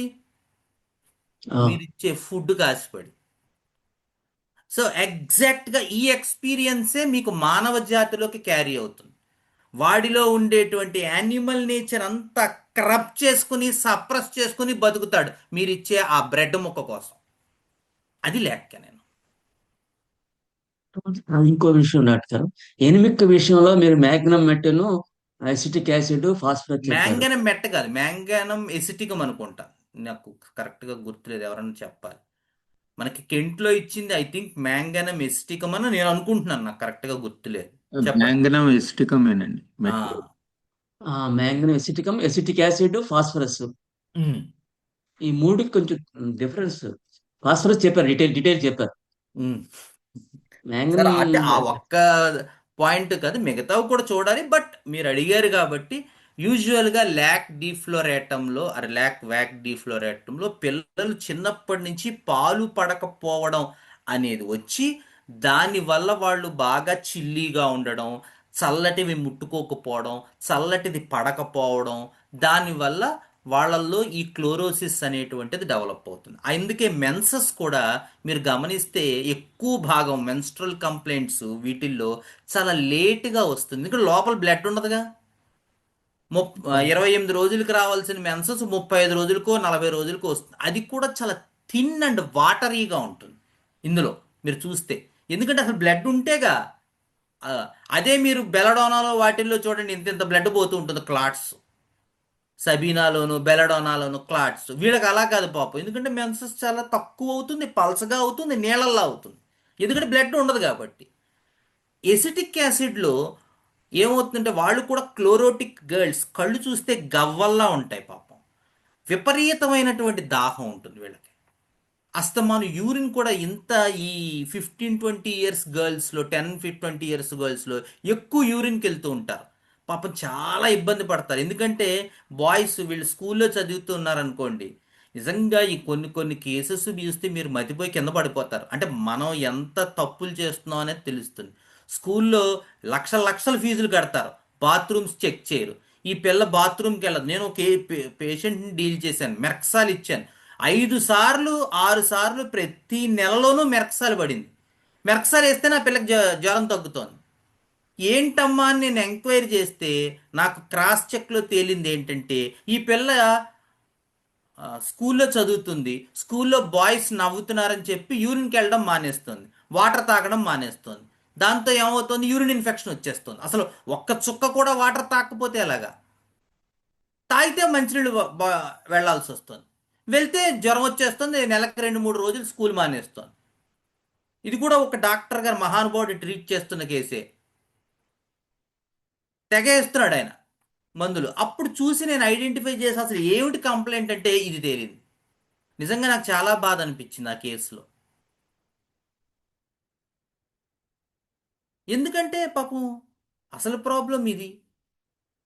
అట్లాగా ల్యాక్ ఎసిటిక్ యాసిడ్ ఏంటంటే యూరిన్ అస్తమానం వెళ్లాల్సి వస్తుంది, అది కూడా ఎక్కువ అవుతూ ఉంటుంది, దాహం కూడా ఎక్కువ ఉంటుంది ఈ గర్ల్స్లోనే. చాలా నీరసంగా ఉంటారు పాపం. అసలు యాసిడ్స్లోనే నీరసం, ఎసిటిక్ యాసిడ్లు ఇంకా ఎక్కువ నీరసం. అలాగే ఈ ఎసిటిక్ యాసిడ్ ఫాస్ఫరస్, వాళ్ళు ఇందాక చెప్పాను ఫాస్ఫరస్ ఎసిటిక్ యాసిడ్ రెండిట్లో నుండి ఫాస్ఫరస్ ఇంకా ఎక్కువ ఉంటుంది. చాలా సన్నగా చువ్వల్లా సడన్గా పెరిగిపోతారు. వీడు 7వ తరగతిలో 3.5 ఉన్నారు, 8వ తరగతికి వచ్చేసరికి 5 అయిపోతారు, లేకపోతే 4.5 దాటిపోతారు.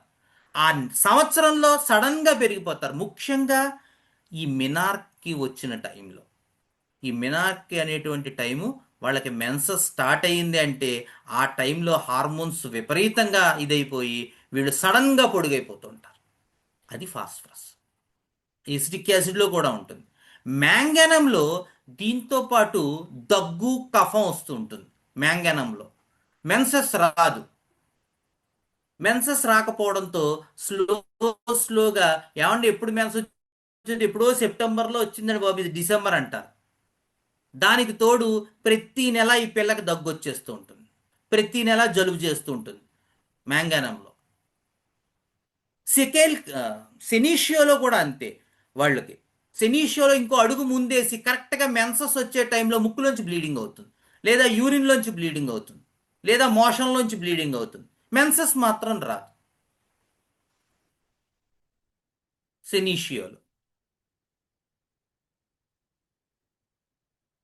మనకేంటంటే మెన్సస్ రాకపోతే పల్స్టెల్ వేయండి అంతే. పల్స్టెల్లాలో కూడా ఉంటుంది అంతే, అంతేగాని పల్స్టెల్లాకే ఉండదు. పల్స్టెల్లా కూడా చాలా ర్యాంక్డ్ రెమెడీ, కానీ ఎవరికి? పల్స్టెల్లా పేషెంట్కి. అందుకని మెన్సస్ రావడానికి మందేద్దాం అనే దృక్పథం మన బుర్రలోంచి పోవాలి, పేషెంట్కి మందేద్దాం అనే దృక్పథం రావాలి. సో మ్యాంగానంలో అయితే ఆ రకంగా ఉంటుంది, ఎసిటిక్ యాసిడ్లో ఈ రకంగా ఉంటుంది, ఫాస్ఫరస్లో అలా ఉంటుంది, లాక్వాక్ డిఫ్లోరేటంలో ఇలా ఉంటుంది, సెనీషియోలో అలా ఉంటుంది. ఓకేనా? Okay, okay doubt okay clear doctor, అయింది. చాలా థ్యాంక్స్ డాక్టర్, చాలా డీటెయిల్ చెప్పారు.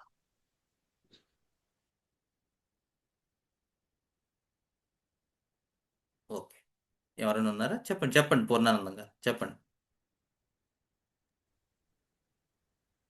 చాలా అర్థమైంది మాట్లాడారు, చాలా డీటెయిల్ చెప్పారు. Thank you very much. అంటే ఆ, మీరు చెప్పినట్టు నేను ఇంతవరకు పల్స్టల్ ఇచ్చేసేవాడిని. నేను కూడా చాలా చాలా తప్పులు చేశాను. ఆహా, తప్పు కాదు అలా అనుకోవద్దు. ఇవి తప్పులు కాదండి, ఎప్పుడు ఇందులో తప్పులు ఉండవు. ఎందుకంటే మనం సింగిల్ రెమెడీ ఇస్తాం, ఎప్పుడు మంచే జరుగుతుంది. అయితే పని చేస్తుంది, లేకపోతే పనిచేది. కానీ మనం ఎవ్రీడే, మా గురువుగారు అదే చెప్పారు, ఎవ్రీడే నువ్వు మళ్ళీ పుట్టాలనేవారు. అంటే ఐడియా ఏంటి? నిన్నటి మీద మనం ఇంప్రూవ్ అవ్వాలి, అంతేగాని ఏదో వెళ్ళిపోతున్నాం, ఏదో వాంతి, మాస్టర్ గారు చెప్తారు, ఈకే గారు, ఏదో వాంతి అయినట్టు జీవితం వెళ్ళకూడదు ఎప్పుడు కూడా. అందుకని ప్రతిరోజు ఎంతో కొంత మనం ఎన్హాన్స్ అవ్వాలి, నేర్చుకోవాలి, ముందుకు వెళ్ళాలి, మనం ఉన్న స్థితి నుంచి కొంచెమైనా పెరగాలి.